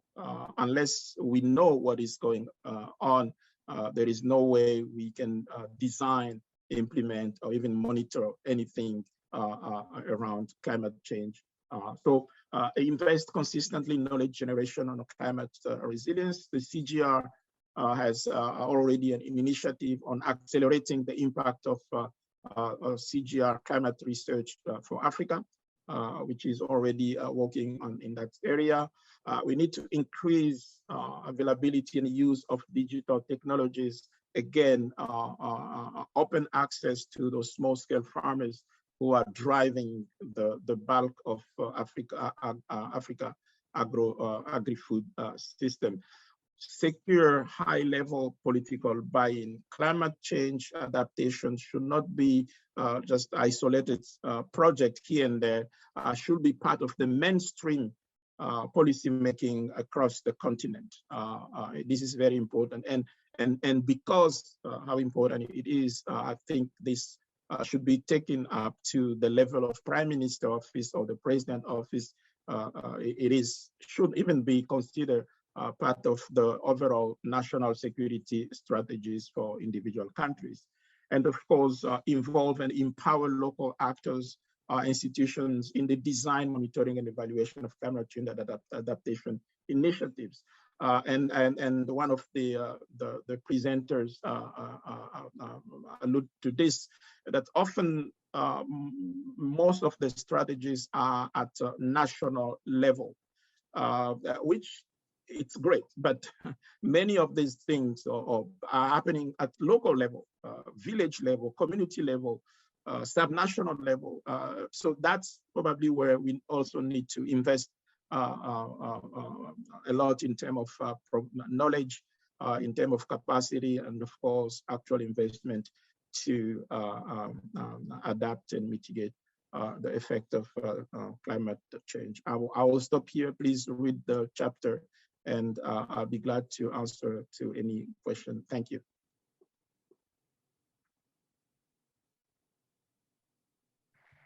Thank you very much, John. So at this point, we'll go into the discussion of the. So the discussion, we expect to take about like 15 to 20 minutes. And that note, I want to respectfully invite our distinguished discussants. The first is Professor Antonia Achike of the Department of Agricultural Economics, University of Nigeria, Nsukka. Professor Achike, please.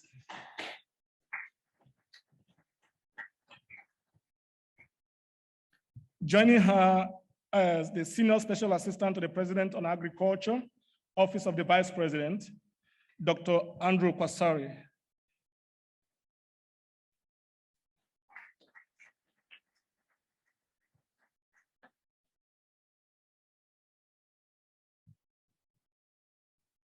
And joining them, she's already seated here, Don Thomas, the Action Director, Office of Economic Growth and Environment, USAID Nigeria.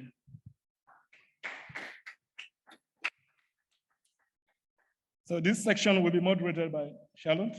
So over to you, Charlotte. Great. Thank you very much, Hyacinth. Can everybody hear me? Yeah. So I propose actually that we stay seated here and pass the mic along, and then we can go down the list.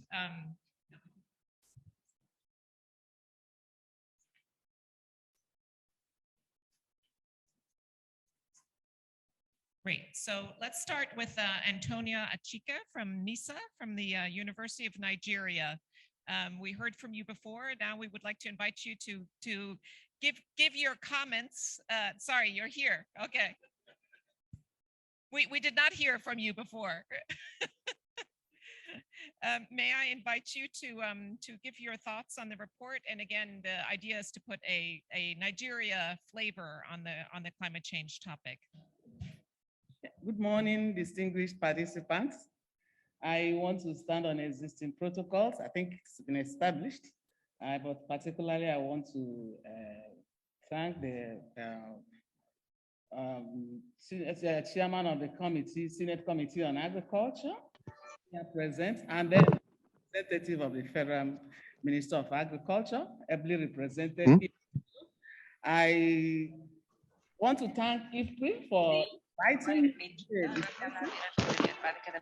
Register now. Watch live online for. Okay. Doesn't need to be that dark. Okay, I can go on.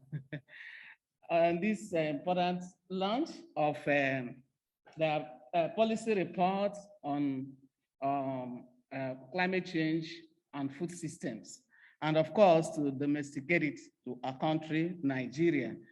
I want to appreciate the enormous effort that has been put in place by the team that packaged this 2020 Global Food Policy Report.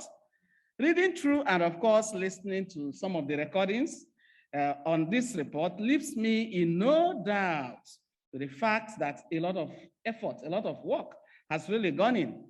Innovation, experience, and of course realistic projections have been put into action to get us to get this rich report out for our consumption and for use. I therefore say a big congratulations to the team. You have really put out the needed tool and mind-setting packages for action on climate change and food systems. In my opinion, the central questions of the team, that is the team climate change and food systems, can be just put into two.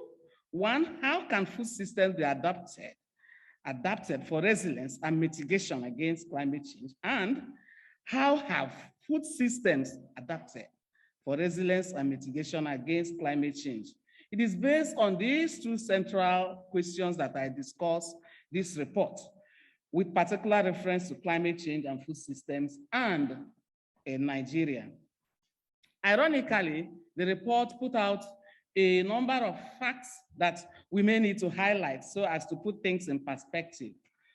While food systems are the world's largest employer, as has been put across in the report, they are also major contributors to environmental degradation beyond greenhouse gas emissions. And climate change has been identified in the report as a major environmental threat to food system.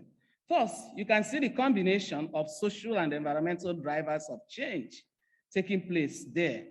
And that means that the food system we have globally, of course, is facing double exposure from the environmental side and then from the social side. So the impact, of course, of climate change on food system is enormous. As we can see, it spans through geographical impact, spatial impact, temporal, and so on. And of course, climate change is bound to have a lot of influence on it. There is evidence that climate change will affect agricultural systems, food prices, reliability of delivery of food across board, even the quality of the food that is being delivered and so on. But despite all these things, we need to come back to the drawing board and look at the imperatives of taking urgent actions so as to either adapt or mitigate. But the emphasis is to achieve major emission reduction to limit global warming and increase adaptive capacity and resilience. So I see this as the main focus of the report. And I see the report taking that main focus systematically into action. And expectedly, it is divided into the usual two sections when we handle issues of climate change. That is the adaptation section and then the mitigation section, as has been elaborated by previous speakers. This report has really dealt these two aspects. And we note very well, as noted by Charlotte, that the adaptation aspect is seriously underfunded. And most developing countries are really, perhaps because of paucity of fund and so on, tilting towards that adaptation sector, which actually is not properly funded, even with development assistance. So a lot of emphasis needs to be called back to that, because that's where many developing countries can play active role. So, and then the report has talked about many things, including adapting to climate smart innovations. We know about climate smart agriculture. World Bank has so much projected it, and other development institutions, World Resources Institute, and so on. But then we still have a long way to go, as we have heard from the people that documented the Africa section of the report. New crop varieties that can better withstand the climate shocks are not there. And even when they're there, they are not, especially in Nigeria, where they should be. Most of these actions, like I've been also said, are seen at the national level. But we want to see these actions where they should be, and that's at the subnational level. Somebody, I think representing the Governors Forum, talked about the federal government not having a farm, not having farmers, and so on. But we see all these actions being at the national level. And also we see most of these actions not being research-driven, because the emphasis now is on transdisciplinary approach to issues. And when you talk about transdisciplinary, you are talking about getting all the stakeholders on board from conception stage till policy making and implementation stage. But we see that the farmers are not there. The academia is mostly not so much represented, not adequately represented. Then government policy will be made hanging, because the policy that works and the policy that will work is policy that is evidence-based. So going back to the two questions I raised earlier, you'll find out that we really need to see what has happened. What have we done? What has taken place in Nigeria as far as resilience, adaptation, mitigation of climate change is concerned? And it is when you know what has happened, where you are, that you can project and talk about results and so on. So in Nigeria, we have a lot really to fix. Solar energy for product storage, digital technologies, and so on. Also providing the enabling environment. The report mentioned so many things, but as far as Nigeria is concerned, we still need to revisit those things that were mentioned, including policy incentives and so on. Also ensuring that adequate finance is available. I think that has cut across. Then the second aspect is on the mitigation. We talk about food systems emissions increasing in developing countries and of course decreasing in developed countries. Well, initially the emphasis what we have been talking about or projecting is that most developing countries contributed so much less to the greenhouse gas emission and then are suffering the effects more than the other countries. For instance, the contribution to greenhouse gas emission has been put at about 3.something%, but the effect seems to be more than 80%. So where are we? Now, what we are seeing is that though the contribution is less, we find out that the food system contribution is increasing.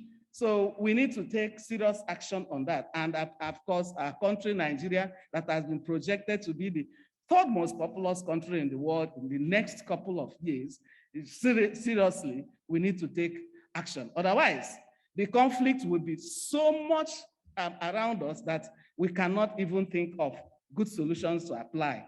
So the food systems gas emissions should be checked, of course, should be prioritized in our NDCs and so on. Also, continued progress in energy via solar will need to, our transport system, our food storage system, and so on. We need to think about that because where we have the cars, the number of cars, the number of carbon dioxide emission equipment increasing in number, and then we are not thinking about how to reduce this number and reduce emission. We are not thinking about that. Then we are having a skewed attention to the issue we have.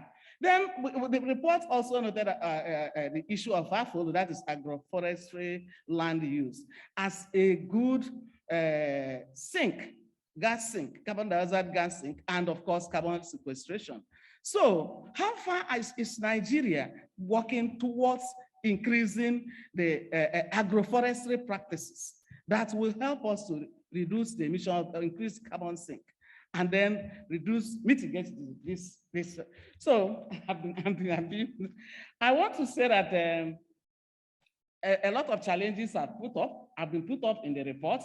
Weakness of institutions, underinvestment in agriculture, research and development, shocks caused by COVID, of course, these are all challenges. Insecurity, conflicts, and so on, they are there. Then also the recommendations put in the report quite apt. But that takes me back really to my question that should be really the part of the discussion here. And that is, how have the food systems adapted for resilience and mitigation against climate change? It is fair, really, to say that the report has not reflected this aspect so much. It has not. It may therefore be necessary to explore deeper, more insights using the current report as a basis in terms of the following. One, practical examples from existing and ongoing actions in Nigeria. Practical examples, they are there.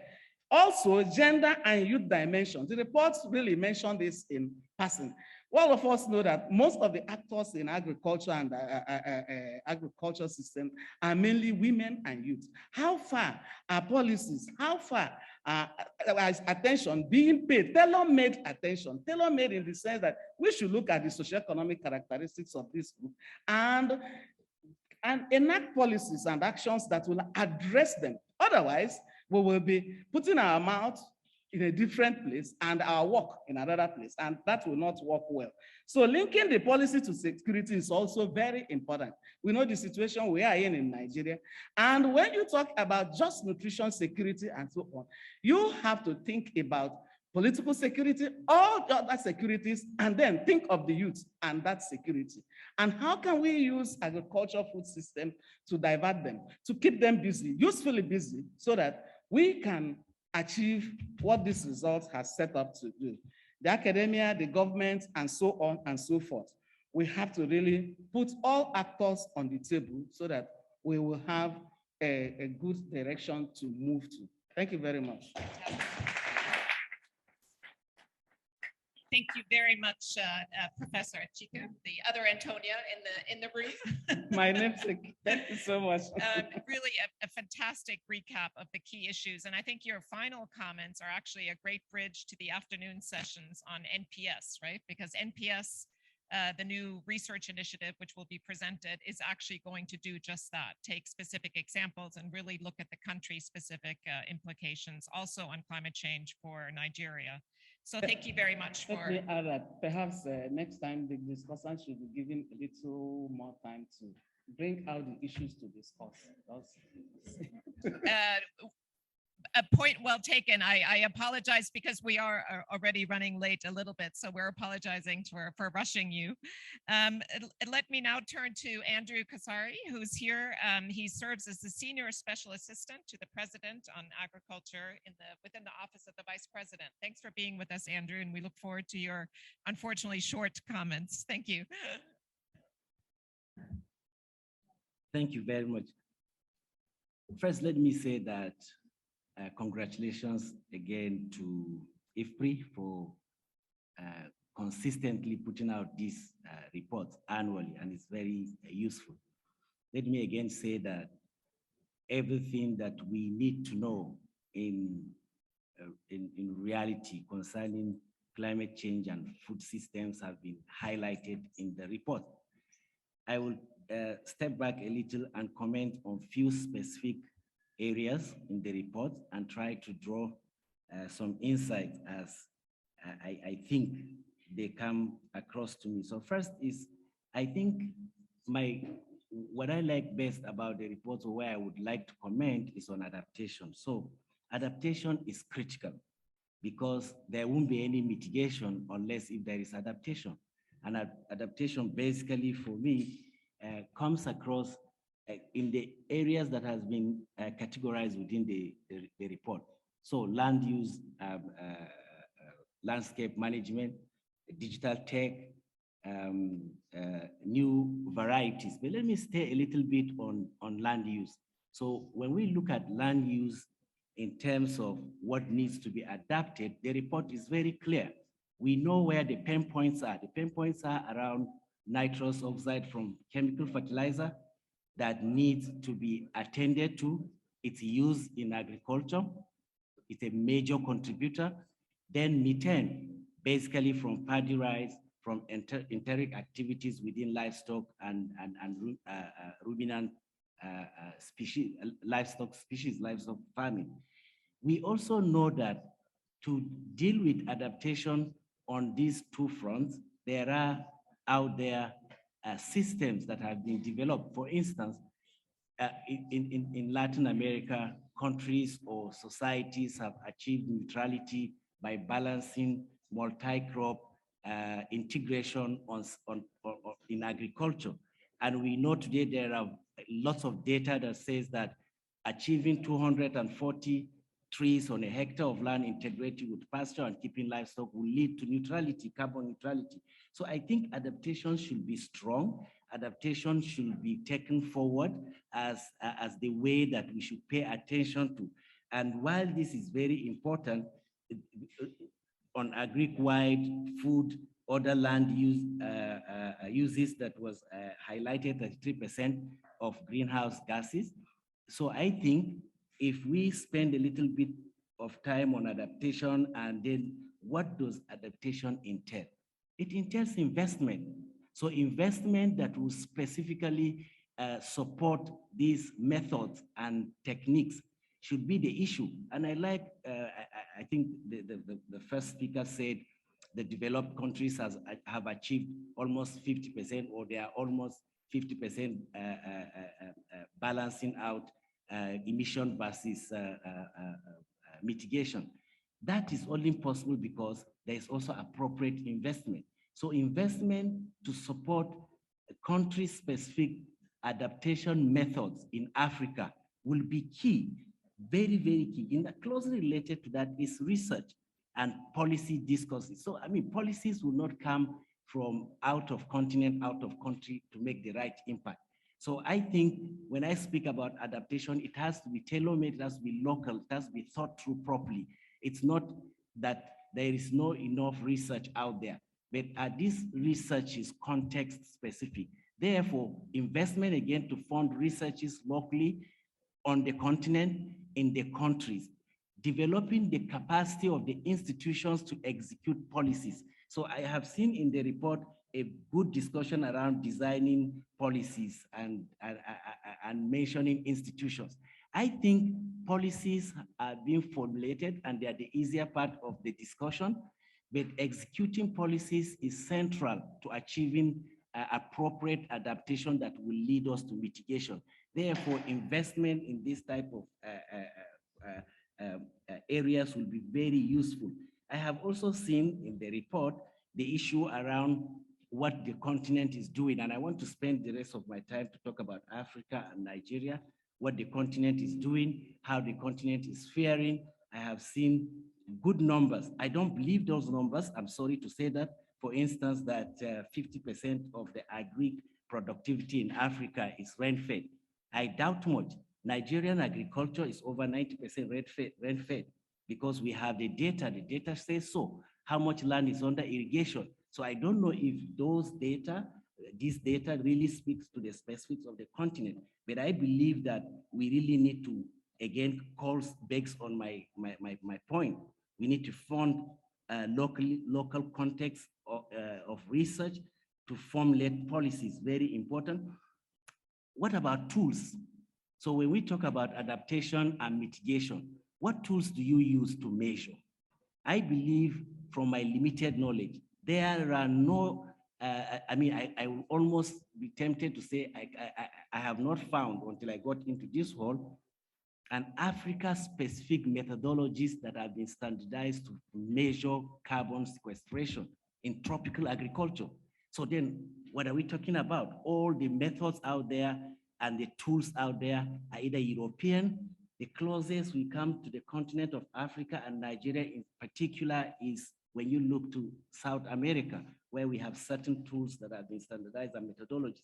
So I think these are the questions that this report, for me, going forward, 2.0 of this report, or implementing it over the next 12 months before we get the next report, should be focusing on. It almost begs for a kind of justice discussion. You contribute 3.3%, you take 80% plus brunt of climate change negative impact. Then the wealthy countries have positioned themselves, supported their own systems, also absorb themselves because they can show you data to say, oh, we have adapted thus far, we have mitigated thus far. I think Africa and IFPRI has the moral burden to call for these pledges, $100 billion there, $10 million there, to really come into the institutions in Africa. And I will not come just talking about Africa as if Africa just deserves all of this. We have our own share. We need coordinated approach. We need the institutions to work more closely. We need to see policies that are followed through. We need to be faithful. There must be political accountability. You can't just write policies, keep turning policies every now and then. The gentleman from Governors Forum made mention of some policies. Yes, I heard of those policies. What he says might not be accurate all through, especially about all-inclusive nature of how some of these policies evolved that maybe Prof was not privy to it, but be that as it may, the question also is that Africa must understand that if we are still discussing today with mixed, I saw the report, the summary, that there is mixed feeling about commitments and mobilizing resources that have been committed, then Africa should know. You could begin to think really, how can you do this on your own? How can you think local? How can you also support these processes? Now you have the idea, you have the knowledge, or at least you've been informed. So do something about it. I think the primary way to do it is be faithful to the execution of the budget, annual budget. We hear climate smart talk. Then I ask myself, if you say 33% or 30% of the land and water is under sustainably used, the African portion of the report, I don't believe it. I am sorry, I've been part of this report. I participated in the studies. I made my comment. Let me say that also the authors were very faithful to the comments. Specific comments have been captured that reflected some Nigerian context. For instance, around nutrition, we had many topics and items to research. And we narrowed it down to say in Nigeria, if we are to achieve nutrition, then nutrition education should be key. Simply spending, putting some investment to teach local folks how to mix locally available food sources to reach a balanced diet. For me, that is my first adaptation funding that I will do when it comes to nutrition. It's not about even developing an enriched variety and whatever. That's long-term, medium-term, down the way. Tomorrow, today, I will say put in money, create awareness, and I saw it in the report. So I'm happy. I thank IFPRI for taking our recommendations. So I think this is a beautiful forum. I hope that it will also achieve certain recognition of what we are saying. So basically, again, to cap, I would say adaptation, research, everything local, policy from its design and the institutional capacity. IFPRI has been in this country for some time. You know where the challenges are. They are on execution of the policies. They are on implementation. So let us just not tick all these boxes. Let's just be serious and talk to the government the way the government needs to be talked to. Honestly, I'm part of the government, and I think it is very important that we need to, if government today can be faithful to say, I have $10 and I'm going to use this $10 transparently. And then if you want to support me, you also must demonstrate transparency on how your own resources get in and how they are utilized. And honestly, this would be my few comments, but the report by and large for me is fantastic. And I thank you. Thank you very much, Andrew. I think those are all extremely well taken points. And I think we've heard several times already this morning, yes, we need action at the national level and we need action at the subnational level as well. Very, very important. If John is still with us, let's take a deeper dive into your question about rain-fed agriculture. I believe probably John was talking about Africa as a whole, and he may have been saying that 50% of countries are relying entirely on rain-fed agriculture. But let's get some clarification from John, considering that Nigeria is around 90% dependent on rain-fed agriculture. John, are you still with us?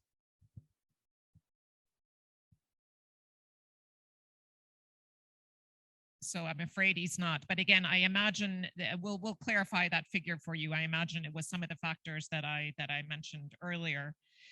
So Charlotte, John, you are there. Great.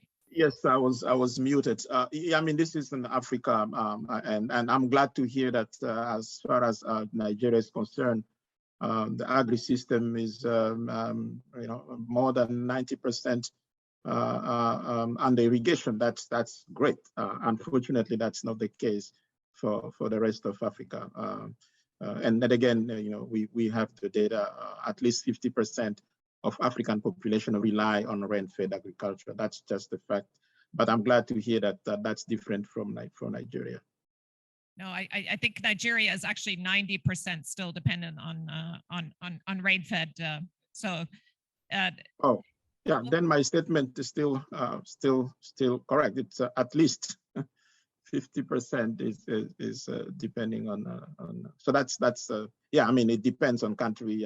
Some countries are lower than the others. Yes, but the general is that the food system in Africa is highly dependent on rainfall. It's rain-fed.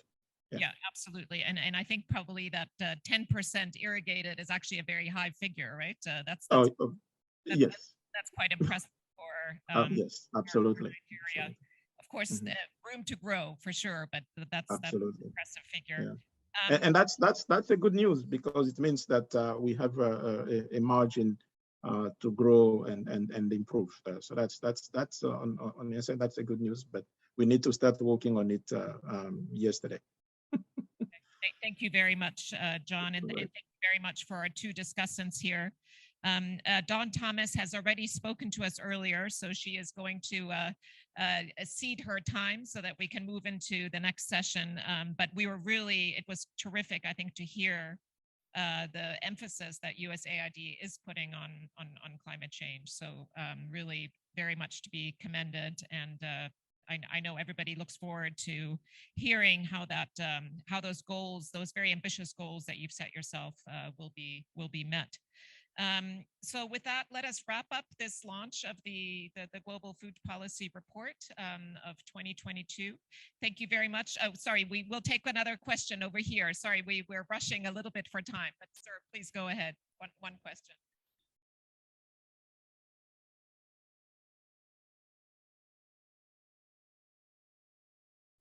Thank you very much, Honorable Ministers, Representative, distinguished Senator.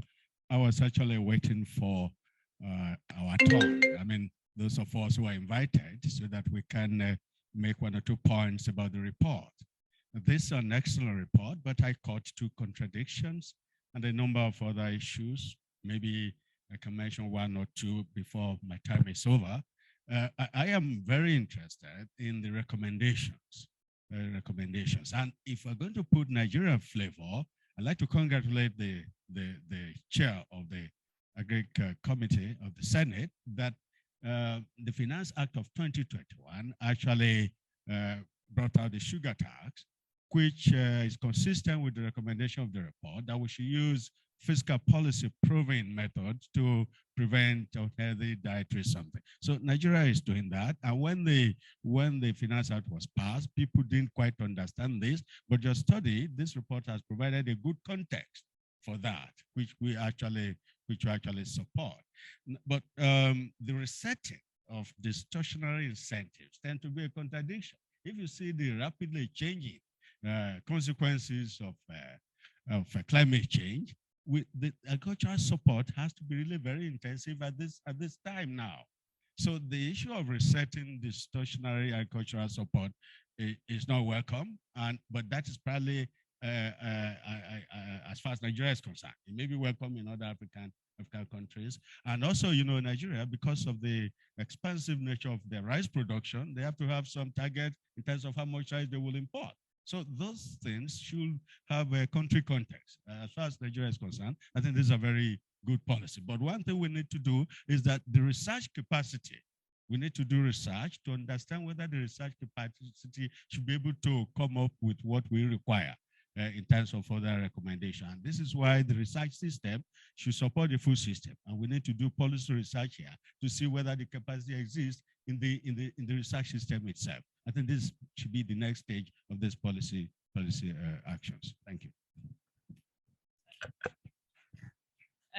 A very good comment, and I think the point 2 or the 2.0 version of the report should be done in Nigeria, and it will be the job of NPS perhaps to do that.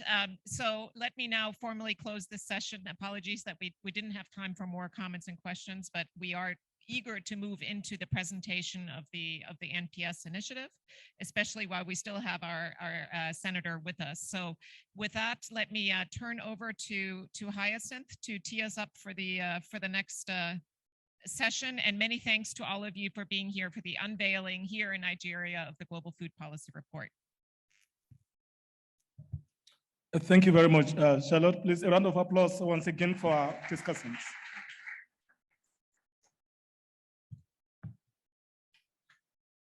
Okay, so we'll quickly move to the next item on the agenda. It's on the presentation on the Nigeria NPS seminar series.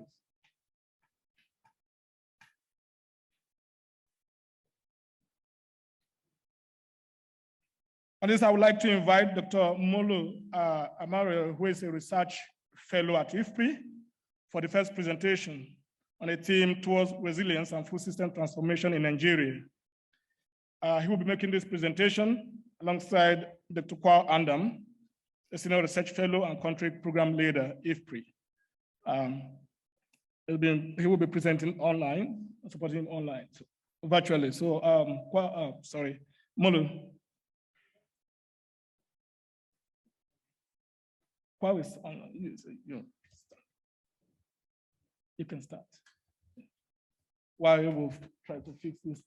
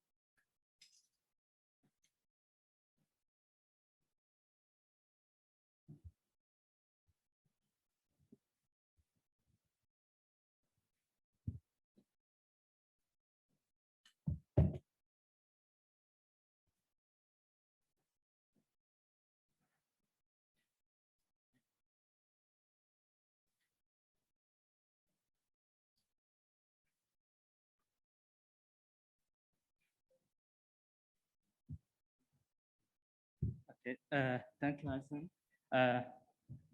Good afternoon, everybody. So I'm going to present a paper on climate change, income sources, and crop mix and input use decision evidence from Nigeria. This is more of a micro on Nigeria aspect.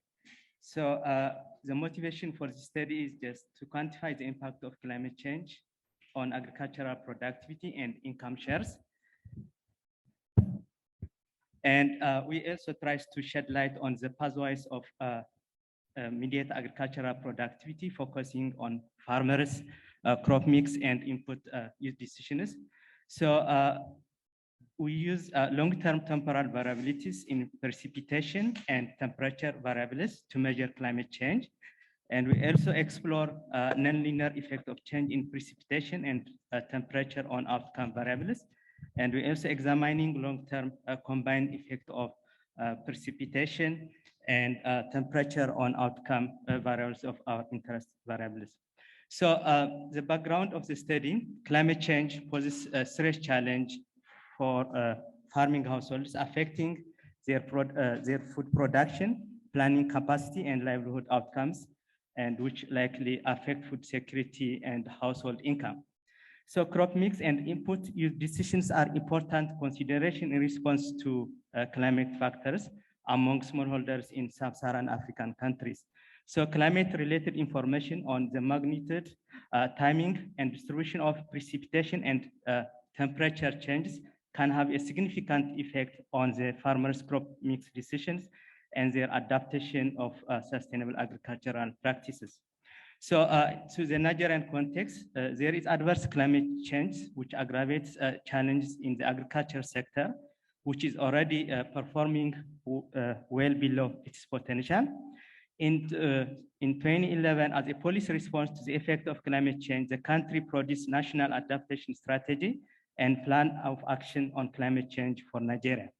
According to the report, which is Building Nigerian Response to Climate Change report, in the absence of adaptation measures, climate change could reduce GDP by 6% and 30% by 2050.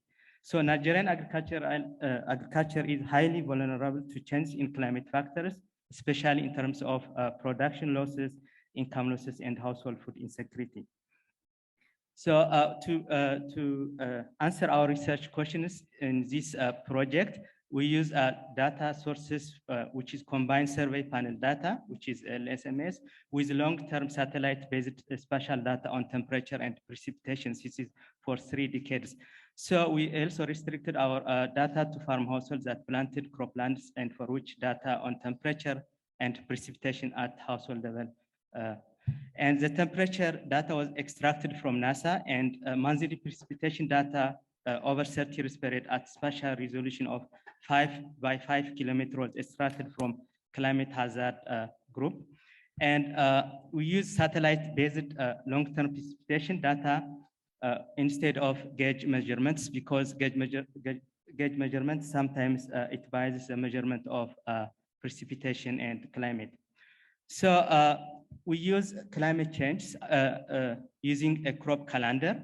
So we define growing degree days, and also we also define harmful degree days. So growing degree days calculated using a cumulative exposure to temperature between lower bound, which is a standard base of 8 degrees centigrade, to upper threshold of 32 degrees centigrade.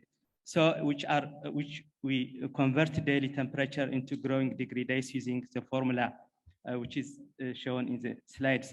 So we just also focus on the deviation of temperature from the norm. So we just took the average of 30 years growing degree days, and then we deduct the actual, the current growing degree days.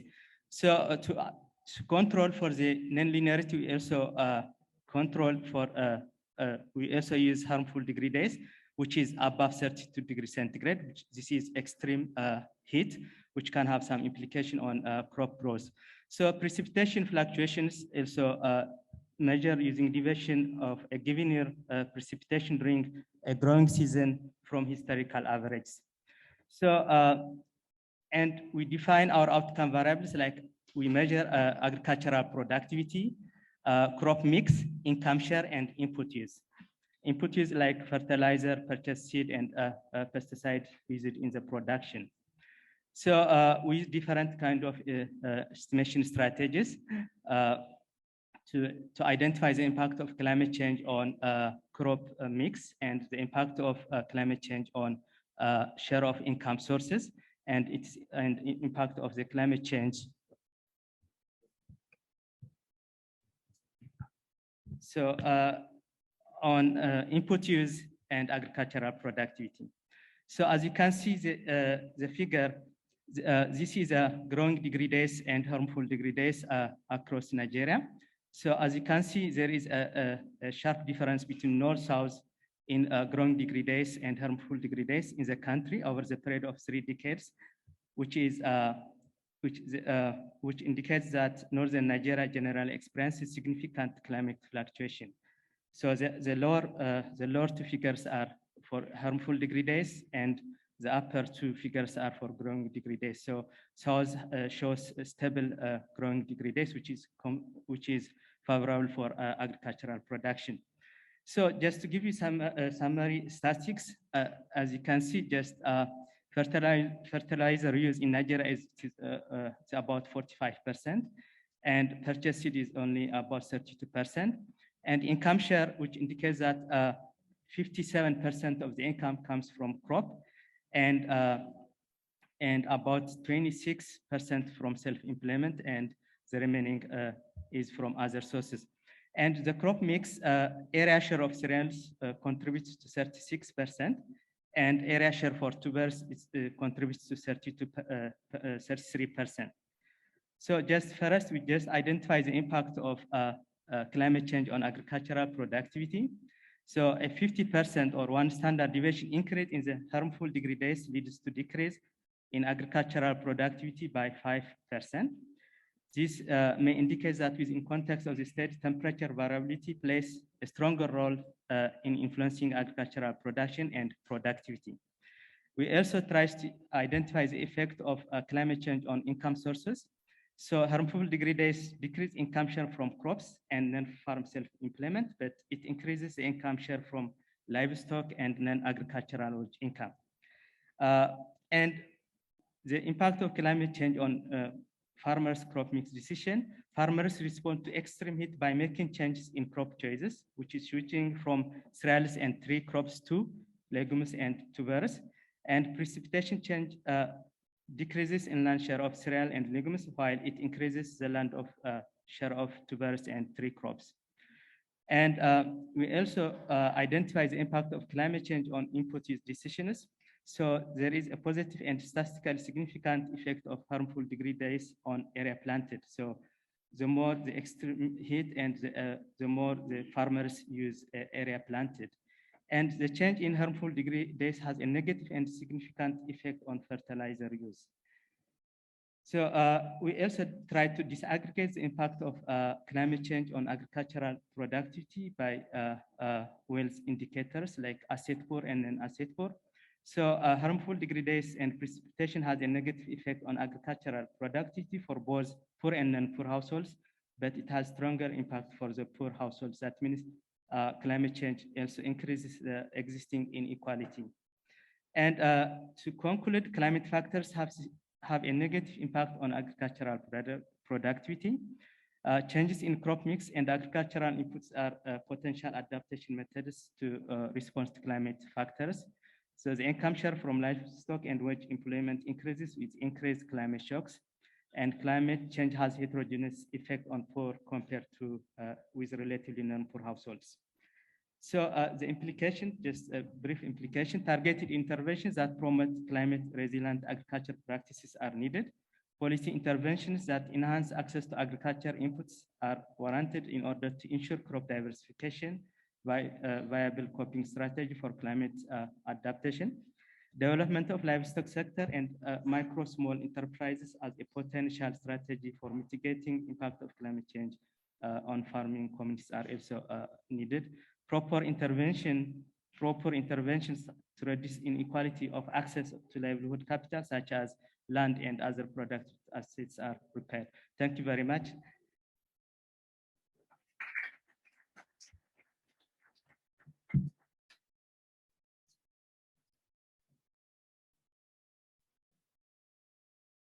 Thank you very much, Mulu Amari. So let me invite Kwao Andam to conclude this presentation.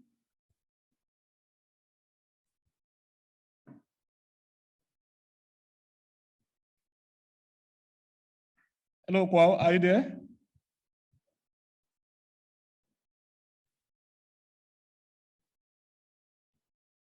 Okay. Can you hear on? Can you hear me, Kwao? Okay, please go ahead. Please unmute yourself.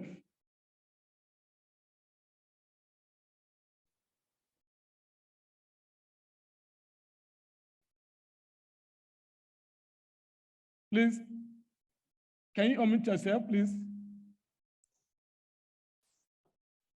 All right. Okay, perfect. Sorry about that. Yeah, going. If you could please put up the slides on the impacts of the Ukraine and global crisis of food systems and poverty in Nigeria. I'll quickly run through that. Let me thank everyone for the previous sessions, Charlotte, the discussants for stimulating discussion, the report. And just to mention that this presentation that you just heard from Mulu and the one that I'll provide initial presentations under the NPS initiative seminar. So wanted, while we have everyone in the room, to already provide some indication of work that we have been doing that will be disseminated under this initiative. So please let me know when the slides are up and I will proceed with the presentation.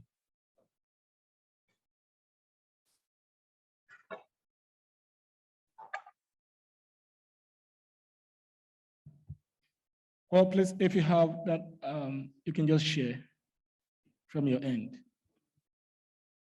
think we're having some technical issue here.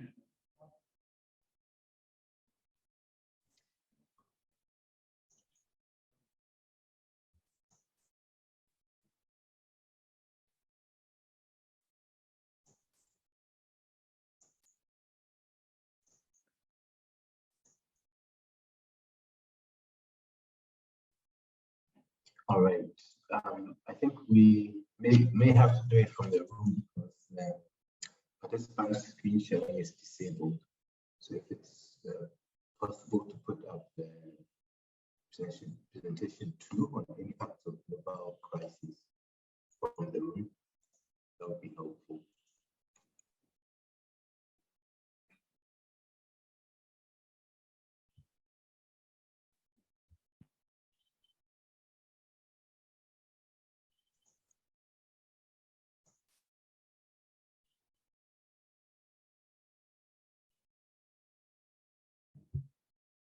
Hello, Kwao.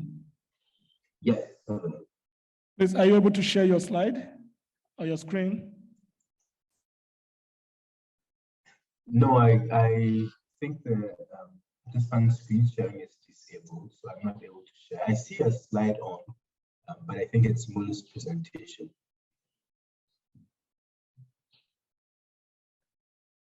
Sorry?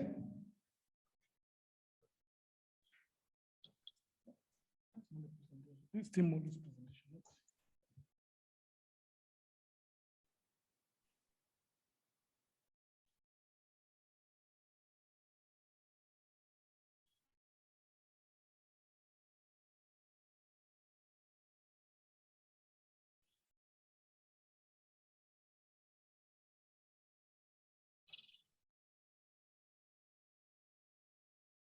Well, I think in the interest of time, I will start to speak to the slides, and then if you're able to either commit or open from your end, then you can do that.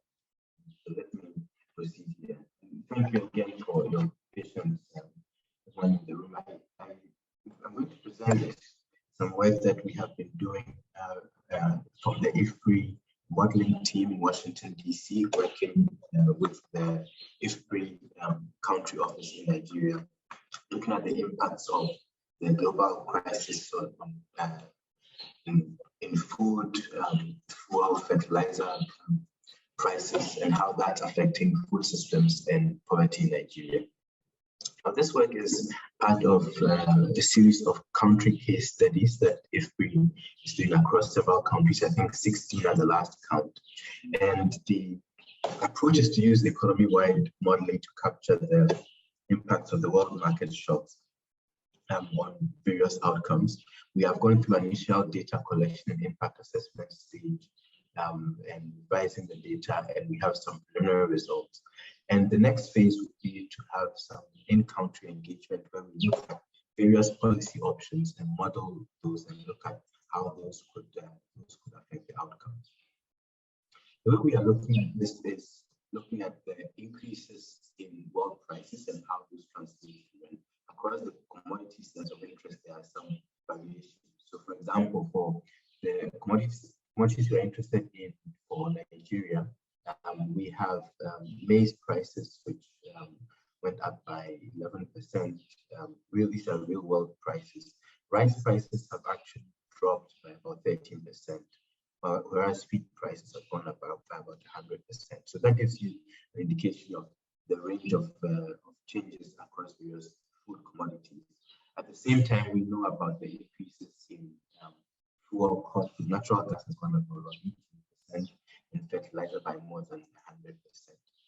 So we look at those increases in world prices, and we look at some of the factors that will affect the impacts within countries. So for Nigeria and other countries, for example. Hello, Paul. Hello. Please, can you, the audio is bad, we can't hear you. Apologies for that. Is this clearer? Yes, much better now. All right. Would you like me to proceed, or do I need to go back to some of the earlier points? Go back.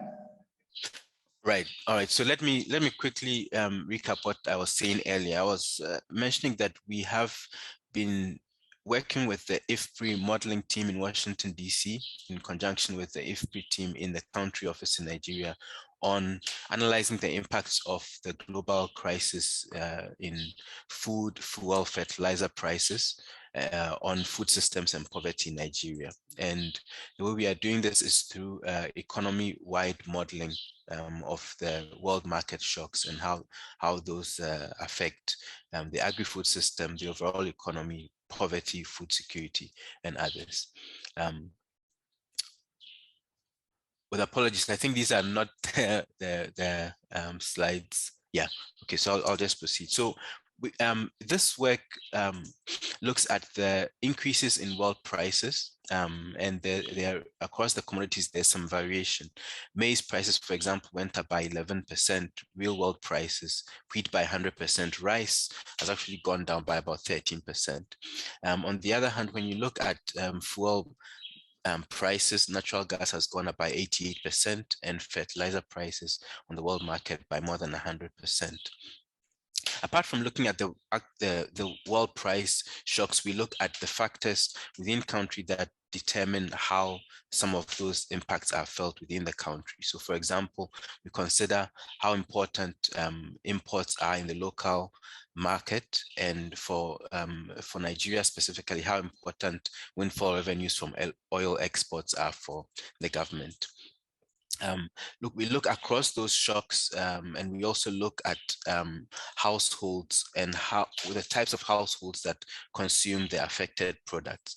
So to give one example, when we look at cereals and edible oils, those are largely consumed by the poor. So as a share of income, it's about 18% for poor households, compared with 5.1% for non-poor households.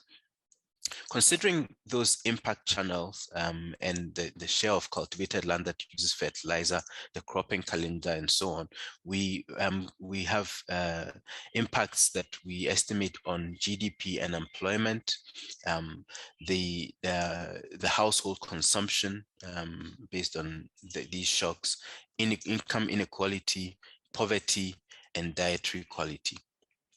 So to quickly run through some of those, the findings, the high-level findings. In terms of national GDP and employment, we find that for Nigeria, those are not greatly affected by the world price shocks. And the reason for that is the positive terms of trade effect from windfall oil revenues. As we know, the oil prices are higher, and so that leads to higher income, at least for the government, that can be used for public spending on capital goods and possibly job creation in construction. Now, the rest of the economy outside of oil and construction is negatively affected, but the overall GDP losses are small.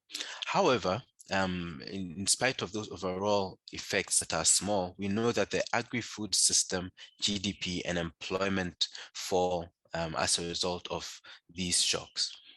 So their GDP declines in primary agriculture and off-farm agri-food system, such as food trade and processing. Well, thank you for the slides. I'm on slide number 7 now. So I'll just pause for a minute if you can advance to that slide. So results.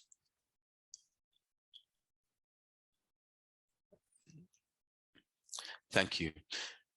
So I just recounted the findings on national GDP and employment, and specifically the fact that agri-food system GDP and employment have significant negative impacts, as you can see from this graph on the right. So if we can go on to the next slide. Next slide tells us why we are seeing these differential GDP impacts. Why do we have the different types of impacts? So firstly, when we look at the reduction in the small impacts on overall national economic growth, national GDP, the story there is that while we have fertilizer and food shocks that reduce overall GDP, and we can all anecdotally feel that in Nigeria, the effects are small and compensated by positive fuel shocks from the higher oil export prices. As I mentioned, apart from that headline moderate impact on national GDP, there are huge losses in the agri-food GDP. So the value that's added to the agri-food system over the year, modeled over the year for 2022.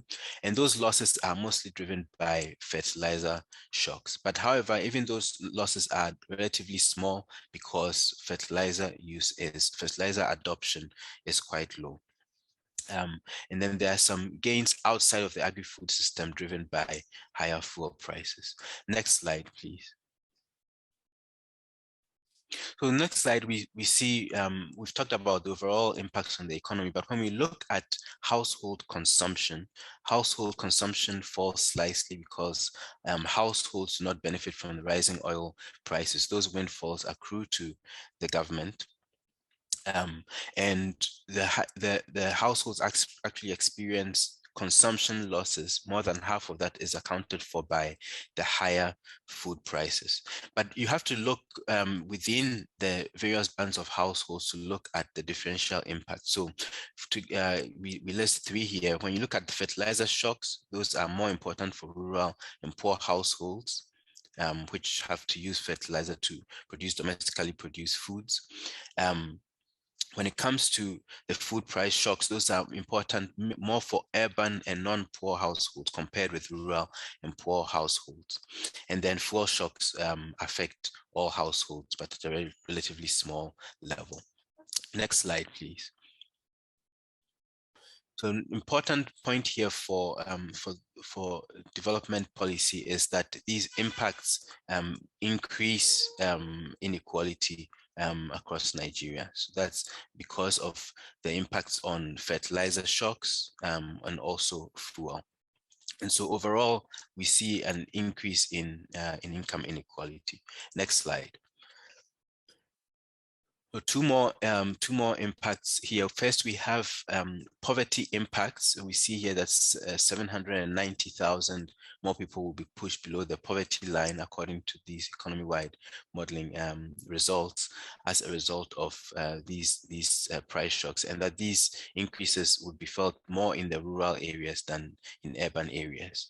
And then a final result, next slide, on diet quality, is, as you can imagine, with rising food prices and a fall in incomes and fall in household consumption, that diet quality will deteriorate as a result of this crisis. So on the last slide here, next slide, just to summarize, we do not see overall that these global shocks on fertilizer, fuel, and food prices have a great impact on GDP and employment in Nigeria. The impacts are low, specifically because of the windfall revenues from higher oil export prices. Now, Nigeria is exporting the oil, but importing the processed products, right? And therefore, we still see impacts of the fuel prices and high fertilizer prices and food prices on the agri-food system. And the negative effect does remain small, partly because fertilizer adoption rates are relatively low. And I think that there's a slight good news here in terms of domestic fertilizer production, which we intend to look at more closely over time, because that can cushion the effects of the higher prices. We have noted that there's an increase in inequality. Poor and rural households are more vulnerable, and also worryingly a deterioration in diet quality, which, as we know, is already an issue, a problem, a long-standing problem for Nigeria.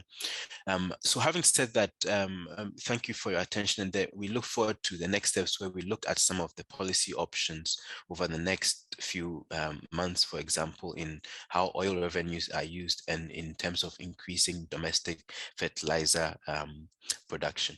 Thank you very much. And back to you, Hyacinth, and apologies for the earlier hitches in connection. Thank you very much, Kwao.